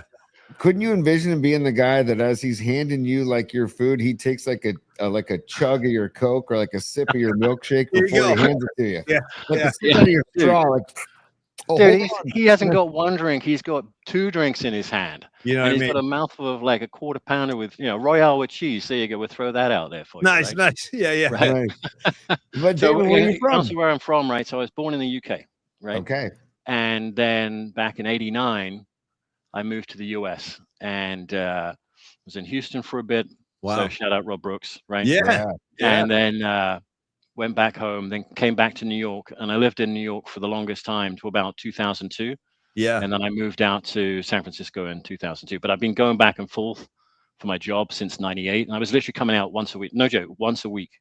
And it was just too much. I'm like, I got to move out there. So moved out there, lived in the city for 17 years, moved up to Napa about 9 years ago. And I love it up here, but the commute, I'm telling you, it's a disaster. So without you guys, and I'm laughing, man. I'm telling you, I've nearly gone off the road laughing so much. And let me tell you something, like HVAC, guy's a genius. I mean, he's working, so here we are, musical assignment, right? Yeah. He's working on his first album. He's got 4 hits already, right? Yes. And I knew this show was going to be a banger when he came up with Hans Luther. I'm just like, done. I can't get enough of that song. I'm in the shower sometimes singing the Hans Luther song. Nice. Yeah. And the new one, was it Broads of PMP? Broads of PMP. That's a new track. Right? Yeah. The horn section on that is insane, right? Yeah. So, David, I want to ask you, what is your and I'm very similar to your background, actually. A lot of time on the East Coast. I've lived right outside of New York City in Jersey. I lived in Boston for a few years and San Francisco. So those are like my 3 towns of my life, Boston, New York, and San Francisco. What's your preference, or do you have a city? Okay, break that down. How come? Yeah, San Francisco. I mean, I love New York. I was just back there. I was bi-coastal last year. I was both places. Yeah. But I think New York is a town you live when you're young. Yeah. Right. Or you're really old and you got a lot of money. That's right? it. You got to have the dough. And I told my daughter, she lives there now. That's why I went to see her. And I said, just stay there for a bit, but leave before it burns you out, because it burns everybody out. It does. No, it does. You hit it right on the head. And that's the thing. I love going back to visit and get that little New York experience, get the flavor, get the vibe of the city. But I also, David, I like getting the hell out of there too. Right. Like after a few days. It's like Vegas. Vegas for me is 2 nights. Yeah. New York is like 4 nights. That's it. Yeah. And how often, last question about you, Dave, and your background, how often do you get back to the UK or get back to London or England or any of that? Yeah, I mean, I go back, I don't know, twice a year. I mean, I got a lot of friends. The thing with me is, like, I got a lot of friends around the world, so I try and go and see them all. So when I go to London, I go to Europe, I'll go to Australia. Nice. I got different friends around the country. So, it's crazy. I live a crazy life. Don't get me wrong. Well, hey, David, buddy, go ahead, buddy. Go ahead. Real quick, I don't know if you know this band, but I'm a huge fan of this band out of Leeds, and their name is The New Master Sounds, and they are a funk boogaloo band that is heavily influenced by like bands like the Meters and a lot of the soul and funk from the 70s, but they're modern day. I just saw them at the Fillmore about a month ago. Check them out. And I got to check them out, because, like, I love the whole soul and funk scene from the 1970s, and onto the 80, 85. We'll come back to it in a minute, but I sort of first was in this whole soul thing. So when Paulie, you gave the shout out to Luther, I was like, damn. I'm like, okay, you're going Luther. We got to go Freddie Jackson. We got to go Shalimar. We got to go in there. And Tony, back to you. 77, right? Or Leeds, right? The only thing I know, Leeds for me is like the Who live album. Yes. 1977. Live at Leeds, man. Yep. Right. Yep. Yeah. Oh, Live at Leeds is amazing. That was I just saw that it was available at a record swap, and I'm Well, like, if you're gonna my only thing with that is because I'm a huge Who fan, David. I love Pete Townsend, and I gotta say, if you're gonna buy Live at Leeds, make sure you get the reissue because the original release of Live at Leeds was just a single album. Now they have a triple album where it's like they perform all of Tommy start to finish, every single track, and they do a very long set before that. So that's my advice. Anybody picking up Live at Leeds, which is a must-have, one of the greatest live albums ever recorded, definitely get the expanded issue because it's really good. Yeah. And then just one more thing. I don't want to take up too much time. No, you're good, man. Come on. I love it. I just want to remind everyone, right, that the whole particle thing started back in 2010. Yes, right? correct. Which is when the Giants had to win the last game of the season to get to the playoffs. Correct. No one expected them to be there. I remember sitting in the stadium in May, 5,000 people in the stadium. Yeah. Right? By the end, packed. We know the rest is history, right? Yeah. So the Particles is alive today for the Niners. And the tie-in, Tony, I was telling you, for the Niners is like, so in 80 to 85, I was at boarding school in the UK. There's a place called the Isle of Wight, an island surrounded by sea, miserable. Wow. Place, right? Okay. I had a great time. And that's when I sort of got into the music scene, because what else was there to do, right? Everyone was just listening to music. Everyone had Walkmans, the CDs hadn't really arrived yet. No one had a record player at the time. I had one back at home, whatever, right? Yeah. But I had this history teacher. He was an American guy. He was called Mike Platt. I'll never forget him, right? I was an absolute imbecile in his class. Never listened to him. Class clown. I had ADHD at the time. Never knew it, of course. Right. Me and you, buddy. Same here. Yeah. I'm like you, Paul. Like squirrel. I'm off. Like, forget it. I mean, I'm all over the place right now, right? Right. And so because fun. of him, right, he taught me about baseball. So that's how I fell in love with baseball, because he was a massive baseball guy. And American football. Now, at the time in the UK, back in 1983, they started to show American football with the main event was the Super Bowl. That's when the Raiders were, right? The Raiders played the Redskins in 83. Yeah. 1985, January 85, we know what happened then, right? Niners against Miami, right?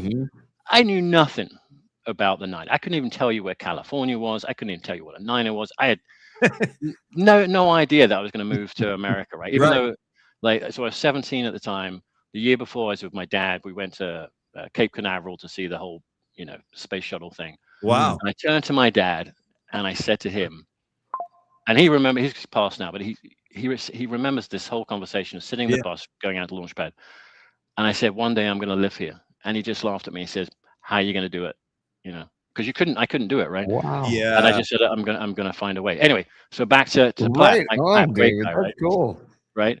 And so he goes, do you want to make a bet? And I'm a student and he's a teacher and he's trying to let's, down the rabbit hole of betting, right? And I said, yeah, man, I'll take the Niners. I'll bet you £5. And they won. And to his, to his credit, he paid me the £5, which back then was, a lot of money, right?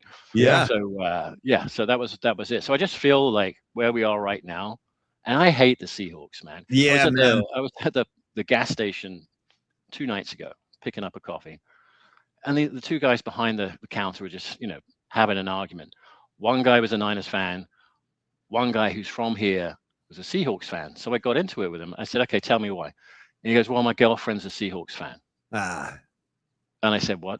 Yeah. You know what I mean? Yeah. And I said, you're from where? And he goes, here. I said, so just because your girlfriend's a Seahawks fan, you're rooting for the Seahawks. I'm like, yeah. And his mate, the person he's working with, was just ripping on him. As he should do. As he should do, right? 100%. Anyway, yeah. And I'll tell you another thing, that relationship is doomed to fail. You can't have the 100%. Yeah, exactly. That thing is so hard. So, hold on. One more thing about Neil, because yeah. The pieces are amazing. Everyone's got to go there, right? They're amazing, right? Yeah, it's good. I went there last year on my birthday, meeting a buddy. Got the pizzas. Bought my PMP shirt. Thank you. Nice. And thank you. I wanted to buy one of Neil's ones, right? The Longbridge Pizza T-shirt, right? Totally. Yeah. And this guy is such a gentleman, because he found out it was my birthday and he said, no, it's on me. Wow. And I was just about to go to Vietnam, and and Mike Clapp got me into Vietnam. The whole history. It was a lifetime ambition to go there. Wow. So I sent you, Tony, some pictures. You probably lost. I'll resend them. But I'm wearing the PMP shirt in Vietnam, drinking a cup of coffee. Nice. And then I've also got the Longbridge Pizza shirt on in another shot. Awesome. Just to rep you guys out in Vietnam. So I kind of like a pseudo Vietnam chapter. And if you've never been to Vietnam, man, everyone on this stream now, yeah, you got to go. You got to go. Right? It's life changing. Couple quick things of all things. I didn't think we were going to be talking Vietnam. Hey, Paulie, sorry to interrupt. I apologize. I got to do this real quick. Hey, David, I just went and looked again. I just did a quick search, and I think, is this what you're talking about? Yeah. Dude. There it is. So, dude, that is in Hanoi. And I'm telling you, the motorcycles come at you. They do not stop. And you literally just have to walk. You just have to say, I'm going. Head down, just walk slowly, and they just zigzag around you. Okay, so a couple quick things, and this is great, David. This is why we love having people like yourself on. Like, we get to interact with the audience, find out who the people are behind some of these names we see all the time. So it's funny. I'm kind of semi-fascinated with Vietnam too. For starters, the woman who cuts my hair in the city, she's been cutting my hair for like 20 years. She's from Vietnam, so she and I talk about, and she is such a lovely person. She is just one of the nicest human beings you could ever hope to meet. And David, in case you haven't seen this, you might want to make a point to watch this. It's on Netflix. Came out maybe, I don't know, 4 or 5 years ago. It was a Spike Lee movie called The Five Bloods. And it's about 5 Vietnam vets who go back to Vietnam present day as like much older guys. Really, really, really good movie. And the whole thing is shot in Vietnam. So you might want to check it out. I got to do that. I got to do that. I'm obsessed with the place. I really am. So yeah, man. And then there's the food. Vietnamese food is freaking. So look, okay, we've gone on a massive tangent. That's okay. That's what we do. It's what we do. Yeah. So getting there is the expense, but once you're there, you can stay in hotels, nice hotels, for $20 to $50. Right? Wow. Mm-hmm. And then you can eat 3 meals a day. Total cost $10. Wow. And all the ingredients are fresh. They have a ban on all additives. So if you pick up a bottle of Heinz ketchup here, right? There's like 100 things in it, right? You pick up one in Vietnam, 6. That's it. Wow. So they're literally banned. You cannot put additives or preservatives or all that sort of crap in food. But yeah, great people, very friendly. You'll be surprised how many speak English, especially the younger generation, right? And just a great experience. Well, final thing I would say too, if you ever get the itch for there it is. That's there we go. Great shot too. Look at that, man. So that's in Ho Chi Minh City, Saigon, right? So I'm standing up in the tallest building, looking down onto the Saigon River with Neil's t-shirt on. Well, you know what, David, if you're ever in San Francisco and you get the itch for some really good Vietnamese food, there's a place on Clement Street. I think it's like 3rd and Clement. It's called Mize. Yeah. Pretty solid. Yeah. It's been the other place is Size on Columbus. Size is great. Next to the pyramid. That's man, I'm telling you. Oh, so we used to eat there. That's the place we used to go to. Yeah. We used to have lunch at Size all the time. It was just 2 blocks away from the old KBR Radio Ranch, David. Right. Oh, fantastic. I also got to give love to Sunflower in Potrero Hill. That's another good Vietnamese spot. Right. Well, David, let's do this, man. Let's introduce. Now, I have a bunch of submissions from the audience, but before I read those up, and thank you for doing that, Dom. I appreciate it. That helps a lot. Dom gave us the streamline list. Also, Paulie, we have supers for David, by the way. So let's do. Why don't we do, David? Explain the assignment. I know what it is, but just for the people just joining the show today, let's explain the assignment, and then we can dive into the listeners. Yeah. Sure. So look, I mean, I was born in the late 60s, right? So you don't know what you're doing in the when you're like 8, 9, whatever, like you're out digging holes, putting mud on your face, whatever, right? Yeah. The first album I bought was I wasn't born, it was given to me by my mom for Christmas. I was over the moon. It was 1978. It was Regatta de Blanc by the Police. Awesome. I must have played that 1,000 times in 2 weeks. And I immediately became a fan. Great album. So I go to school at 1980 to 85, and it's all about music. And I'm like, okay. And it was just a great time. I had a great time, right? And I remember the day I finally left school, it was like, I don't know, June, because school breaks late there. So sort of June 1985. Vividly remember this. I'm with a buddy. We're going out to to catch the ferry because we had to take a ferry back to the mainland. We've got a cab driver. He must have been in his 40s, and he goes, "You know what? I think the generation of 80 to 85 is the best sort of half decade of music." Now, I've since grown up, right? Yeah, and you know, obviously discovered Led Zeppelin. I've always loved Bowie, you know, Ozzy, you know, all the guys you talk about. Yeah. I mean, that's another 20 episodes in itself, right? Totally. And I'm just like, I just wanted to go back to that time because, you know, I had that Niners tie-in, and I'm like, yeah, it was a fun time. And it was kind of formative of me picking up some of these musical artists, which, you know, I've got all their albums, and, you know, we'll get to a Bruce story in a minute. And you're the world expert, right? And I also want to throw out there, you know, that, you know, massive love to Patty. She is the queen of Napa, period, right? Yeah. That's it. Not up for debate. That's it. Never. And I always feel bad about it. You guys go, "Oh, the Napa dude." I'm like, no, stop. Because it's Patty. Patty's, you know, a Napa icon. So I just want to get that out there. Anyway, so that's why I picked that. Sorry, I'm crazy. I love it. No, she is an icon. She represents Napa. There's no question. Yeah, she's been with, like, you know, you, Paulie, and Tony back in the KMBR days. Correct. Yeah. Yep. So she goes way back, and she's probably lived here much longer than I have. So so that's, you know, mea culpa right there. Anyway, I love it. So, all right. So anyway, sorry. Hey, Come on, ADHD. no, Right. David, it's fantastic. This is great. So I was saying, I said, okay, let's pick that period, 88, 85. Let's pick some the album that isn't necessarily well known that that's the best one, right? Right. But have like a lot of good tracks. And I'm like, okay, well, I'm not going to give like the obvious songs that everyone's going to know. I'm just going to pick the song that I listen to the most on that album, right? Awesome. So as far as this assignment's concerned, ignore everything I say. I'm like, let's listen to the Army. Let's put what the Army wants on there. That's it. That's all I care about. But I got some artwork. I got the vinyl next to me, you know, and I just want to just show you what I picked and why I picked it. How about that? Rock and roll. Yes, absolutely. All right. Let's do it. We're going to go in chronological order, right? Because this is October 1980. I think this is personally the Police's best album. Okay. Right. And if you can see it, Zenyatta Mondada. Hell yeah. And this is the Japanese pressing. So a shout out to Doug in Japan, in Tokyo. Right. Nice. Hell yeah. Right? Yeah. And for me, what have they got on here? They've got like Don't Stand So Close to Me, Driven to Tears. For me, it's When the World Is Running Down. I Great just track on that. Great track. Yeah. Right? Yeah. So there's that, right? Nice call. Then, right, we come to Prince, right? Let me tell you something on Prince. So he played, you'll know this, he played at the Orpheum Theatre in 2007. Okay. I was there for it. 2,500 people. That's it. Yeah. Yeah. I've seen pretty much everyone that you need to see in life. Right. Or none.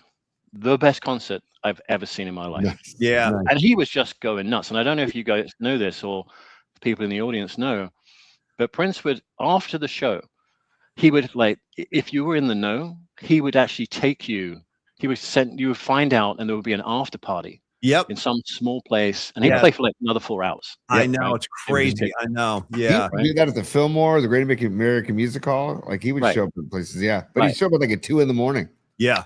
That's exactly right. That's when he would show up, right? Yeah. Exactly right, right? So Prince, like, and also when this album came out, there was a big thing, because back in 82, so this is 82. And Prince released, I think, 3 albums in that 80 to 85 period, right? Yeah. Yeah. And in 82, this came out first in October. 1 month later, Michael Jackson's Thriller album came out. And so there was this, like, you know, war thing going on, right? 100%. So the album is 1999. I could have picked on Dove's Cry, but this one's got too many good songs on it. Yep. And for me, this, by the way, shockingly, I looked this up. This album only reached number 30 in the UK charts. Wow. And number 9 in the US charts. Yeah. We all know what happened with Michael Jackson, right? Right. Oh yeah. Oh yeah. So Something in the Water is the pick on this album. Nice. Oh, good. Right? Good. Yep. Told you, right? So then okay, good. Another story about this. U2, right? Who doesn't like? I like early U2. I'm not a big fan of like old U2. And the story here is, you know, I went to see the Lemon Tour. It's like, you know, whatever. And it was at MetLife Stadium or whatever they called it, the Meadowlands back there. Right. Right. And I was with a buddy. We were sitting in what I call the grandma seats because you're so high up, you can wave Yeah. to grandma in heaven, right? Oh So, yeah. hey, grandma, and it was okay. I remember, and you know what it's like, Paulie, when you go to the Meadowlands, it is a unmitigated disaster to Yeah. get out of there. Oh, forget it. Anything, It's like, right? yeah, you might as well be on like a Civil War battlefield. It's easier navigating that than getting out of that parking lot. Yeah. Right. So, buddy, I said, let's get out of here, man. We've done it. Let's go. He said, okay. So we get back in the city. It's midnight, and there was this French bistro in Chelsea that we would always go to. So we're hungry. So let's get something to eat. So we go for dinner, late dinner. It's like 1:30 in the morning. So okay, let's get out of here. So we leave. I S you not. You're good, Right? man. Scheiße. So Yeah. I S you not, right? Yeah. 5 minutes later, the band walks in. They lock the Wow. door and they play just like just start playing in front of whoever was left. That's It made the cover of the New York Post. It was on the New York Post the next morning. And I called my buddy out. I'm like, dude, 5 minutes. If we'd stayed 5 more minutes, we'd have had the ultimate experience with you two. That's insane. You know what's so funny about that, David? When they did that same tour came through, because it's funny, we're talking about that period of time. I had just moved back to San Francisco in 96. And when that tour came through, I think it was 97. Tony, I remember this vividly. They did the show in Oakland where the A's and the Raiders used to play. Then they came back into the city and they did the same thing. They had this private dinner and it was at Hawthorne Lane. It was right across the street from the old station. Yeah. And I remember this day, they blocked the whole street off. They like put up barricades. You couldn't even drive down the street. And then they locked the doors of Hawthorne Lane, which was a very trendy restaurant at the time. Right. Yeah, I remember. And it was the same thing. They stayed there for hours deep into the night. That's so cool that you were there for that. Yeah. That's awesome. Yeah. So anyway, so the U2 album I picked was this bad boy. Oh, yeah. Right? Come on. And there's some bangers. There's some bangers on this album, man. Dude. Bangers. Like you got Sunday Bloody Sunday. Come on. Right? Yep. You've got New Year's Day. Right. Yep. And you've got 40, which is what they end every show with, as you know, right? Right. But for me, I went with Drowning Man. Great song, dude. Whoa. Great effing song. Take my hand, you know I'll be there if you can. Great track. I love Like a Song. I love Refugee. So exactly, it's Like a Song, and then it goes straight into Drowning Man. Yeah. And so like the beat on Like a Song, with Larry just banging away on the drums, and you get a little bit of the edge. You can just see him coming out of his shadow. Yeah. And then Drowning Man, boom, you're back. Great lyrics. Larry's kind of tempered, and then the edge is in there, and you like, okay, these guys are just, and that's why I was going to pick Unforgettable Fire, because that's a very misunderstood album. Oh, I love that album, too. Right? But I'm like, nah, you got to go with this one. This is it. Right? Awesome. All right, so we're done with that one. David, by the way, on that album real quick, I just had a renaissance with Two Hearts Beat as One and listening to that track and the rhythm section.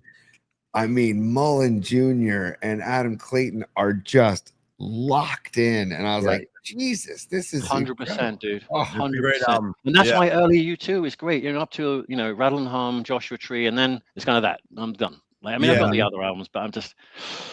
That's my core U2. As far as right on. Yeah, totally. All right. Number 4. We're on number 4. All right. Love it. Genesis. Yeah, man. Yeah. Genesis, right?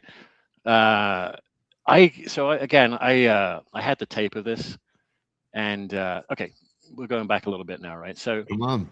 When I was younger, my mom and dad bought me like a boombox, right? That was it, right? So I took it to boarding school, and we had cassettes. And so I'd listen to this album all the time. All these albums I had on cassette, right? And you lose them along the way. Lost the boombox, lost the cassettes. Right. It happens. So last year, as I said, I was bi-coastal, right? I had a place in New York. I go to this store. It's like an antique, like a used furniture store, or whatever. I bought a lot of stuff there.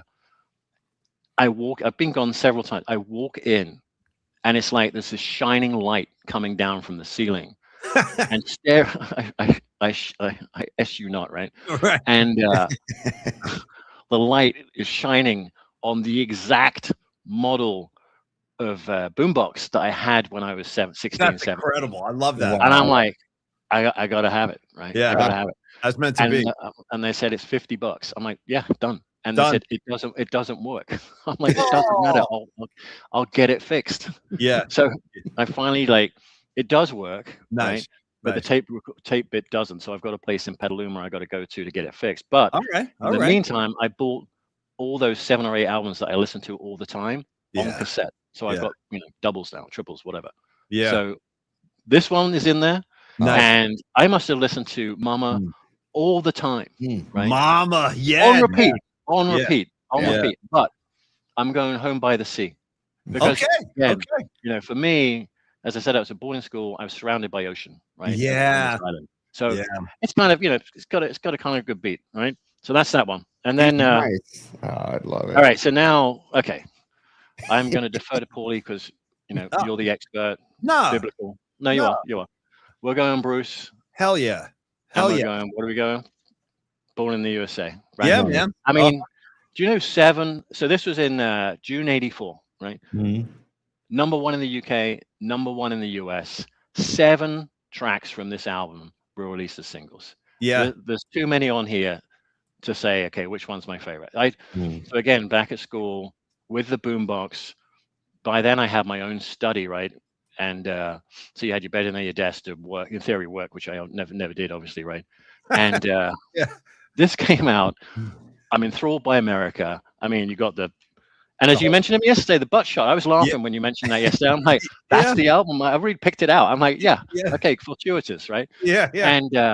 And I'm playing this on cassette like for hours. Yeah. Loud. Right? Yeah. And everyone's studying for what they call their A levels. And my the guy next to me in his study, he walks in and he goes, "Will you effing turn that down? I cannot listen to this anymore. You've been playing it for hours and hours." And I'm like, yeah, I have. It's and that so my kind of love album. with Bruce, Yeah. my love with Bruce went from there. And then you'll know this, Paulie. There was a 1977 live triple box set. It was a triple or 4 discs. So I listened to that, obviously later on in life. But that, this is it. Glory Days. I've got to go commercial. Glory Days. Okay. I mean, Got you know why we're going Glory Days? Because on Saturday evening when the game is over, Glory Days. Right? You know what? Tony, give him some love. Give him some round of applause. Before I go, Yeah. I was telling Dom, love Dom. I pulled something out. I'm like, I have to show the guys. It'll blow their minds because you talk about it all the time. Yeah. Right? Yeah. This, guys, is for you. Oh, dude. And then look at that. You see, that's why you got to have vinyl, right? Okay, so first of all, great move. You know how to finish strong, bro. That's how you go out. You always got to have a big moment at the end. Now, for starters, you know what? That's the first time I've seen that on vinyl in many years. I had that when I was a kid, and it's gone. I don't know where it went. It's gone. But I remember the gatefold and all the pictures inside.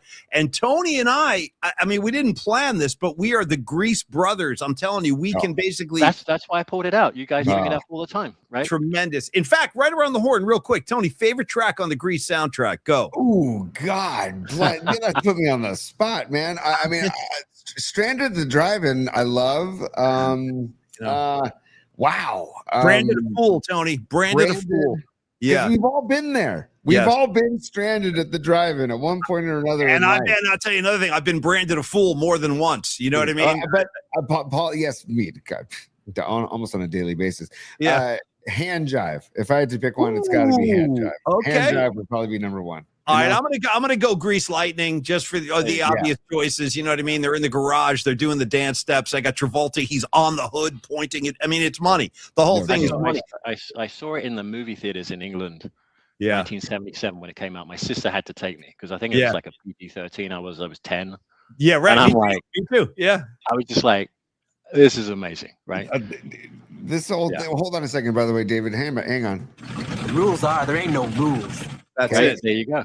Right. There's Crater Face. Crater Face making an appearance on the show on the musical assignment. When you show the Grease soundtrack on vinyl, then Crater Face has to make an appearance. Let's not forget something real quick, Tony. The first time you see Crater Face in the movie, you got the Grease boys. They're hanging out in the parking lot of Rydell High, and all of a sudden the Scorpions come driving by with Crater Face. And somebody, it might be Kaninke, goes, "Hey, what are the Scorpions doing here? This ain't their territory." And then I think Travolta's like, "I don't know, but we're ready for him." And then, dude, Putsy holds up the water pistol, dude. Yep. He holds up the friggin' water pistol. You got to give him some love for that, dude. If there's going to be a rumble, I got my water pistol. So, yeah, always something to consider. We still want to do a Grease watch party at a theater someday. Got to do it, man. rent Gotta out do a it. theater, show Grease. And I'm talking about we'll serve drinks, let's dance in the aisles, like we can sing the song. Like, let's turn it into a house party, man. You don't want to see me dance, man. That's off limits. That's not happening, right? I'll let you guys dance, right? Let's do this. Let's do our picks, Tony, and then we can say goodbye to David, and then we'll do listener picks, and then we'll do Stellar, and then we can wrap. How's that? Yeah, real quickly, and I'm going to do this for David because he's on the horn here. And it's oh, come on, don't stick again. Come on, sorry, you guys. Oh, yeah. There it is. Oh, the supers. That's right. Yes. Yeah, some business time supers. David, you got a couple supers here. Patty from Napa, you mentioned her earlier, and she says we need a lot more from Dave. I kind of agree, dude. I kind of agree, man. Yeah. I don't know, man. I don't know. Small And doses. then we got Small doses. Dave, and then we got Mark Gravy Graves checking in. Says Dave's Premier League team. He wants some more. And he goes, Dude, that's for me. Born and bred. My dad took me up to Arsenal since I was 5. So Arsenal in Okay. London. That's Okay. it. And I'm are going you- to the World Cup.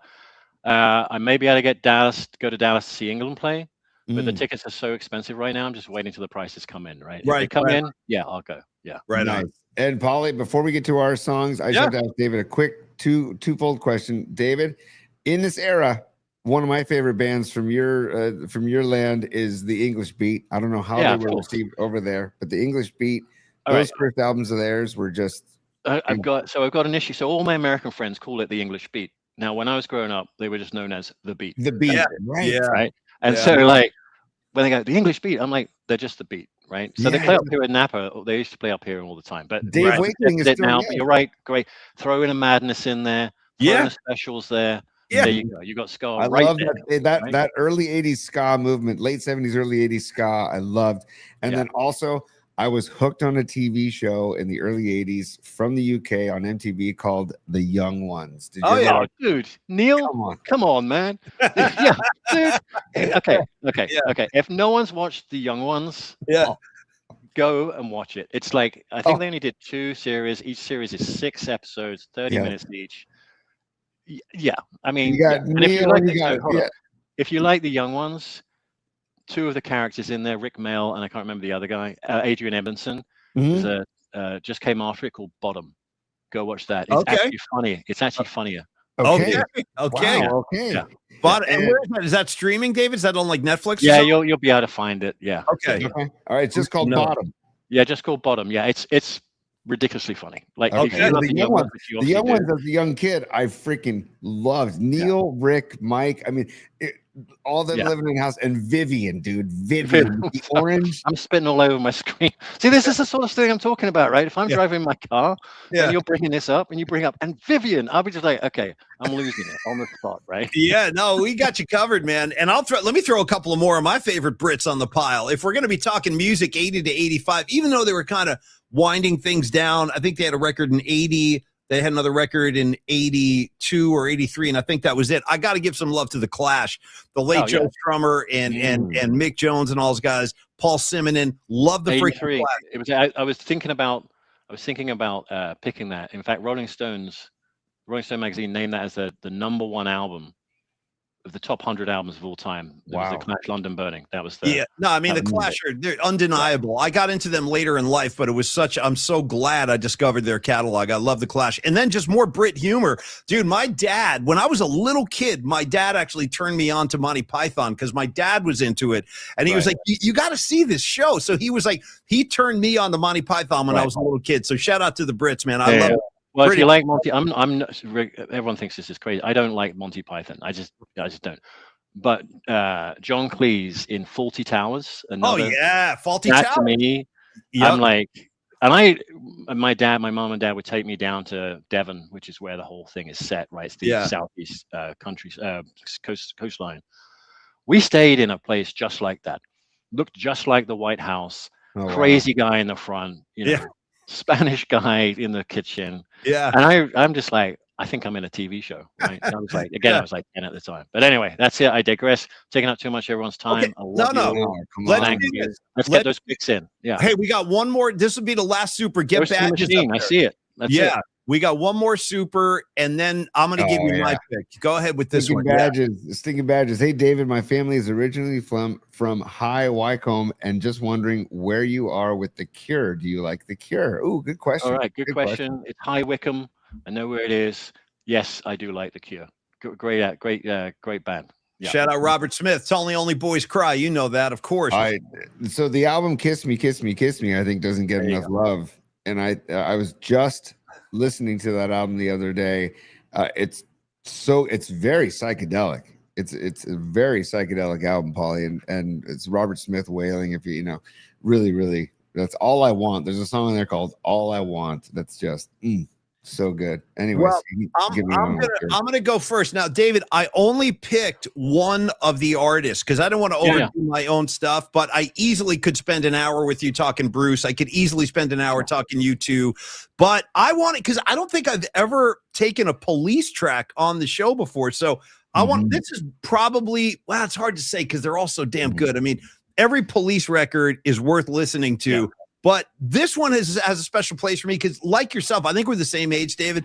I bought this album when it came out, Ghost in the Machine, and I just have an attachment to it. The musicianship on here is off the charts. The songwriting is off the charts. Stuart Copeland, I think it's one of his best records, and I love Stuart Copeland. You know what tripped me out about this? Did you guys ever realize it took me – I didn't know this for decades, but I found this out probably in the last 10 years. This is their three faces. You guys ever pick that up? Like that's Sting in the middle with the spiked hair. Yeah. That's Stuart Copeland, and that's Andy Summers. Like they're three separate. I never knew that. Yeah, and I didn't know that for a very long time either. But the song I'm going to pull from this album is going to be "One World Is Enough." Oh yeah, and the reason I'm pulling that is because it's the Police playing reggae, and I think it's like. It's one of the greatest examples of how the Police played reggae, and they really, really have a great groove in that track. And again, as I said, Stuart Copeland on that song, he is worth the price of admission alone. Yeah. Stuart Copeland is off his ass on One World Is Enough. So, Tony, I know you're a big reggae fan. You're going to love this one. So I'm going One World Is Enough from Ghost in the Machine. And, Tony, you're up, buddy. I love that track. And I love when Stuart, it's the reggae ska. Stewart, and the way his hi-hat work when he plays like a reggae ska tempo or beat, it's incredible. He's masterful. He's all three of those guys, all three of them. Sting, it's like Sting, like it's like too much almost. The perfect vocals, the perfect bass playing. He's like, once in a while he's playing sax on some of the records. He's like, there's some horn stuff too. It's like, God, you're killing me, Sting. But anyway, Ghost in the Machine, One World Is Enough. Tony, let's finish strong, buddy. What do you got? And I'll read the list after this too, because Dom, thank you for putting that list together. And David, you should stick around for the list. I love that you included Genesis, David, because nice. For me, there is a certain song that is just part of my youth, my late childhood, that every time I hear it, I get the warmest, fuzzy, excellent feeling. And it's I love the whole album, but the song That's All is where I'm going with by Genesis. And I know it was probably the most popular, the biggest hit maybe of that album. Doesn't matter. Great choice, man. But I mean, and it's just Phil Collins. It's kind of like my introduction to Phil Collins. And I just love that tune. So when you mentioned Genesis, I'm like, okay. Because I told Paulie before the show, I'm like, God, I got a few different choices. And then I guess, what am I doing? What do I stop dicking around? Yeah, I think these songs are all emotional attachments when we're man. Years, totally. Yeah. Right. And they just like hit a nerve, and it's always going to be there with you. So great, Tony, excellent choice. What else was on the list? What else did you have? Oh, for me? Yeah. Oh, so I love Prince's album Dirty Mind, but I don't think that Prince. Yeah. Yeah. It was 1980. I think it was like 1980. It was 80. Okay, so and the track Dirty Mind, and then Paulie and I did a Fred Warner song to the song Head. Oh my God, that's right, Fred. Yes, those songs, by the way, are legendary. And I'm mad that you're not allowed to bring them over with you, man. That's just ridiculous. I know. You guys created them. I know they'd sue the living snot out of us if we ever did that. Yeah. And I want to just throw this. You know what? Make some new songs. Who cares, right? Yeah. I was Tony. I was going to pull out. I was this close to doing it, but then I decided to go with the Police. I almost went with Abacab by Nice. Come on, man, that's a banger. I right? love the Yeah. jam in the middle, that weird jam, like bo bo ba ba. It's like just such a weird tune. You stop and stare, Abacab. Great track. So And, Tony, and I I like almost, David, I almost went with "I'm on Fire" by Bruce. yeah. Yeah, man, great, Yeah. great I pick. mean, so- That's what I'm saying. That's why I'm saying you go to this sort of half decade. There's some great songs that we grew up. We were all the same age, No question. Yeah. and we Yeah. I think when you're younger, you have this emotional connection. You with do. these songs, right? Yes. That you can relate to. There's something in your life going on that kind of soothes you a little bit, or you can relate to it a little bit. Yep. And so when you get older, you kind of go back. Oh yeah, and you remember being young back then, right? And it's all happy. In theory, it should be happy memories, right? Absolutely. Hey, Hey, David, before we let David go though, Tony, let's do the listeners because I want to get their submissions real quick too. Yes, this is Dom. Thanks for compiling the list. This is in honor of Napa Dave, aka David Basham. David, thank you so much for coming on, and thank you for sponsoring. You guys are the best, man. You guys are the best. Thank you. Thank you, brother. Thanks, So David. much fun. Oh, look at this! Right out of the gates, I'm just looking at the list for the first time. Aaron Kask, he and I are on the same page. He says that's all by Genesis. Good call, Aaron. Nice. And then Noemi, I love it. Noemi's next on the list. She says "I'm on Fire" by Bruce Springsteen. Okay. Wow, first time checking the list. Miriam, she's on the list, says "Unforgettable Fire" by U2. Great choice. Nice. Lily, "I Will Follow" by U2. Good one. Good one. Really good. Corinne, "Hungry Heart" by Bruce Springsteen. Nice. Ray Goodman, Ray Goodman, "Baby I'm a Star" by Prince. Great one. Greg Trela coming in the same page as me and Aaron Kask. "That's All" by Genesis. Nice, man. Nice. Yeah. William, aka Sweet Mad Hatter, "King of Pain" by the yeah, Police. great song. Yeah. Right. Yeah. Dom Peralta, "Voices Inside My Head" by the Police. I love that song. Great song, Yeah. man. Great pull. Oh yeah. Gravy Graves, another "I'm on Fire" vote from Bruce. Okay. Stevie B checking in, "No Surrender" by Springsteen. Nice, Stevie. Nice, man. Los D, Carlos De La Fuente, it's Flex Funding. He says "I Would Die for You" by Prince. And then Escobar Cheeks the Third, "Jack You Off" by Prince. Okay. Hey, man. It's all part of the catalog, man. It's all part of it. Prince like to get a You little. may want to edit that out for the cron. Yeah, for Kron. Totally. I wouldn't like that one over at Kron. Hey, David, listen, brother, I want to thank you very much for supporting the show. Been great to have you on and getting to know you a little bit. And let's definitely hook up this year at one of our group outings because we'll do a few of those throughout the year. And I look forward to hanging out and having a pint with you, bro. Yeah. Just remember the 5 horsemen of the apocalypse. That's you guys, man. Okay. Love you guys. Okay. Hey, I David. Dom, you need to do a drawing or something. 5 horsemen of the Dom, apocalypse. That's it, right? Dom's on assignment. We got a list of assignments for Dom. I love We it. We do. David, have a great weekend and go Niners. And we will talk down the road, brother. You be well. All right.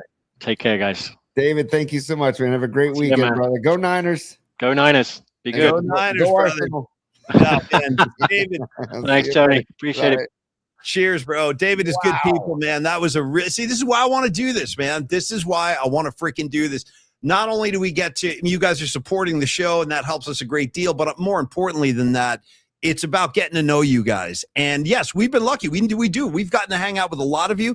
David is one of those names who was always kind of mysterious. I would see him as ZZZ or Napa Dude, but finally getting him face to face. I had no idea he was a Brit, for example. Had no idea. And just great stuff. And it's funny, Tony, how closely aligned he is to us, like in terms of his taste, in terms of like, well, his age, it's the exact same age. So I think we all have the same kind of reference points. But look at this. Look at the applause. You got Escobar applauding. You got the Nutter saying cheers. You got Matt Stenson saying peace, brother. And how about Dave just like, David, like just kind of conceding Napa territory to Patty. He's like, he called her an icon. He goes, she's an icon. And she kind of is. Patty from Napa. She's Miss PMP. She's the queen of the scene. Hold on. Rags is saying, I would love to hear David tell somebody to F off with his accent. We'll get that for you, Rags. We could probably make that happen. Stevie B. David is a proper gentleman and scholar. Totally. I love the fact that he was going to school on the Isle of Wight. That's freaking crazy to me because there's a very famous music festival, the Isle of Wight Festival with the Who, Jimi Hendrix, all the usual suspects from that period of time. All right, Tony. We got to give Dom some love, dude. Before we go. We do. Before we go. Yeah, go for it. You can get it started, Paulie. I'm going to change the banner here for Dom. But our guy John Joseph in the Rainbow Technicolor code. We didn't hear from John, so I would love to know if John's still in the chat. I saw him. He was in and out. He was popping in and out today. I saw him. Okay, cool. I was just wondering about a musical selection from John. But yeah, hey, no pressure, John. No pressure. But Paulie, stellar design, Dom Peralta. Go for it, man. Let me tell you all about Stellar Design. This is our very own, our beloved art director and good friend, Dom Peralta. He runs Stellar Design, which is the San Francisco Bay Area-based industrial design studio, shaping the future of product innovation. You know what I was thinking about with Dom is the fact that he does, not only does he do great work. Here's an example. Hold on, I got this stuff like on my desk right here. I got Steven Tyler. Here's his Pete Townsend right here. Here's his young Pete Townsend. Just an example of one of the pieces Dom did. I got Jimmy right here too. Hold on. My Steven Tyler's behind me, Dom, but here's his thing of Jimmy. I got Townsend, a couple of these guys. And the thing that I've been thinking about with Dom is not only is he a very talented artist, he's prolific as hell. Yeah. He's kind of like I don't even know who to compare him to. Kind of like Prince, I guess. And just in terms of how much work he's constantly churning out, and it's all really high quality stuff. So when you're thinking about Stellar Design, and you just got to realize Dom is a force of nature creatively and artistically. Now, we do have a message today, actually, to update everybody with, and it comes from Baller Cam. And it says, as a Baller Cam investor, we wish the 49ers good luck in the NFC divisional matchup against the Seattle Seahawks. Go Niners. Nice. That comes from the Baller Cam corporate offices. I love that. And we spent a lot of time talking about the Baller Cam this year and why that's such a useful tool for like parents and, who have young kids playing sports, for example, or even high school sports. And so many of us now have family kind of spread out all over the country. Yeah. You can watch the games, you can send footage. So this is all part of the Stellar Design community. But Stellar, they create award-winning design. They have meaningful connections between the people, the products, and the brand. Like, that's a big thing with Dom, and it's a big thing with all of our sponsors, and it's definitely a big thing with me and Tony. We like to get to know you guys. We like to get to know the sponsor. In fact, we're going to be introducing new sponsors very, very soon, and I'm already very confident you're going to love these guys too. They're just like us. They're going to fit right into what we're doing here. But again, whether you're an individual and you just have an idea but you don't have the sensibilities to bring it to life, talk to Dom. Let him do it for you, man. He's a professional. Leave it in the hands of an artistic professional. So it doesn't matter if you're an individual, maybe you're a startup company, maybe you're one of the big dogs, you're a Fortune 500 company. Stellar can work with any of those and they offer partnership to achieve out of this world design. Visit stellar.design and make design impact with Dom Peralta and the good people over at Stellar Design. You can email Dom anytime. It's Dominic@stellar.design. Dominic@stellar.design. All you need is a drum beat under that, and we'll release it as a new single. Dominic@stellar.design. Talk to Dom this weekend. Dom, thanks for all you do. Tony, if you have any final words for Dom, go ahead. Dude, I think this might be the longest show we ever did. Look up. We're almost at the 2-hour mark. We're almost at the 2-hour mark. Well, it's good as we prep for Niners Seahawks. We're doing this, and it's a great musical assignment by David to get us through the end of the show. But I want to say just about Dom is that he's all heart, man. He's so talented, but it's all about the heart. And the guy he works for good. He does good deeds for good people and for good purposes. Like the Baller Cam is for youth sports or any type of sporting events. He works on devices for epilepsy. He's working the Save Sight Now Foundation and helping that foundation. He's also working in plant care. I mean, like, the guy's all over the map with Stellar Design. And then, Paulie, if you want to talk about like what he does for Peralta Arts, then we've got this. Bob Weir passes away, and we're all shaken by it. And then he says, "Oh, guys, by the way, I've been working on this for a little while. I just started working on this." And it's like, I mean, look at that. I like that a lot. Yeah, man. Yeah, it's just he's got this beautiful piece of work that he's working on with Bobby, which makes me want to do this for everybody right now, Paulie. Saturday night. Come on. One more Saturday night. Hey, Saturday night. Yeah, Come man. on. Yeah, man. Come You're on. giving me happy feet. The more you play that, dude, you're giving me happy feet under the desk. I'm almost ready to get up and start to groove. Yeah. No, Dom, I love the Bob Weir thing, man. Keep going at your own pace, bro. It's awesome. It's incredible, man. So like we were saying, if you want to get in touch with Dom, you can email him at is it Dominic at stellar.design, or That's give him a call, text him 650-796-3144. We love you, Dom. Thank you for all the help, brother. And Paulie, hey, we've said, I think, all we can say. I mean, now it's time to like Howard Stern says at the end of his shows. He goes, "Listen, you've said it all," and that's kind of where we're at today. We've said it all. Shout out to Howard Stern, Baba Booey, y'all. Hey, have a great weekend. We know what's got to be done. I expect it to get done, and I expect we're going to have a very, very happy Monday broadcast, because we are. I'm feeling the same thing I think all of us are feeling, which is a lot of confidence, a lot of certainty, and kind of trust in Kyle. And let's just do it, man. Let's roll up to Seattle and punch those fools right in the mouth. Tony, you take us home. I'll be in touch tomorrow. If I have any good footage from the Bob Weir celebration, I will send that out to you VIPs. And that's it. I'm out. I'm out of words. I'm ready for you to close doors, and let's get this weekend started, buddy. On the way out, I want Dante Whitner to fire us up. Okay. Can we let Dante Whitner fire us up real quick, if you don't mind?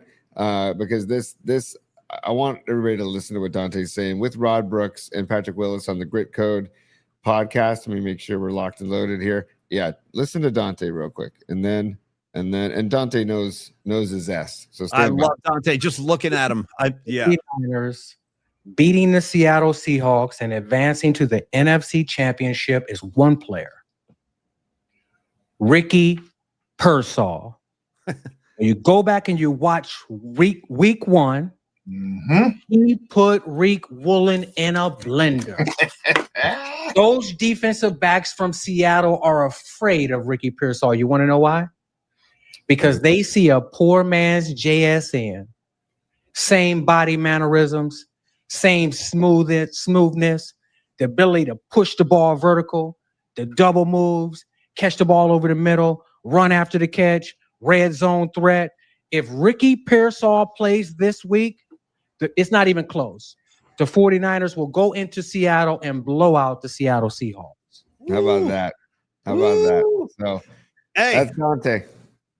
Thank you, Dante. Great to see you. Great to see P. Willis, Brooksy right in the middle holding it down. Tony, I'm done. I'm done with talking. You take us home. Let's go do this, man. We'll celebrate on Monday as far as I'm concerned.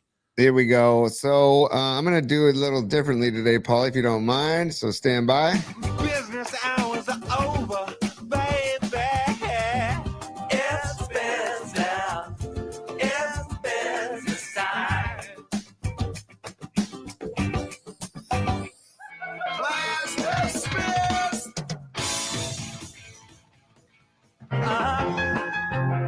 Late Saturday night. Yeah. One more Saturday night. Let's go.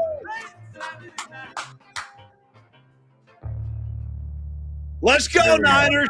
Let's effing go. Hey, Seattle, right here, kids. Right here, Seattle. No, Niner, dude, it's a Niner weekend. We know what's got to be done. Let's get it done. We will see all of y'all on Monday. Have a great weekend, and maybe I'll see you tomorrow at Civic Center Plaza. Cheers, y'all. Have a great weekend. Go effing Niners.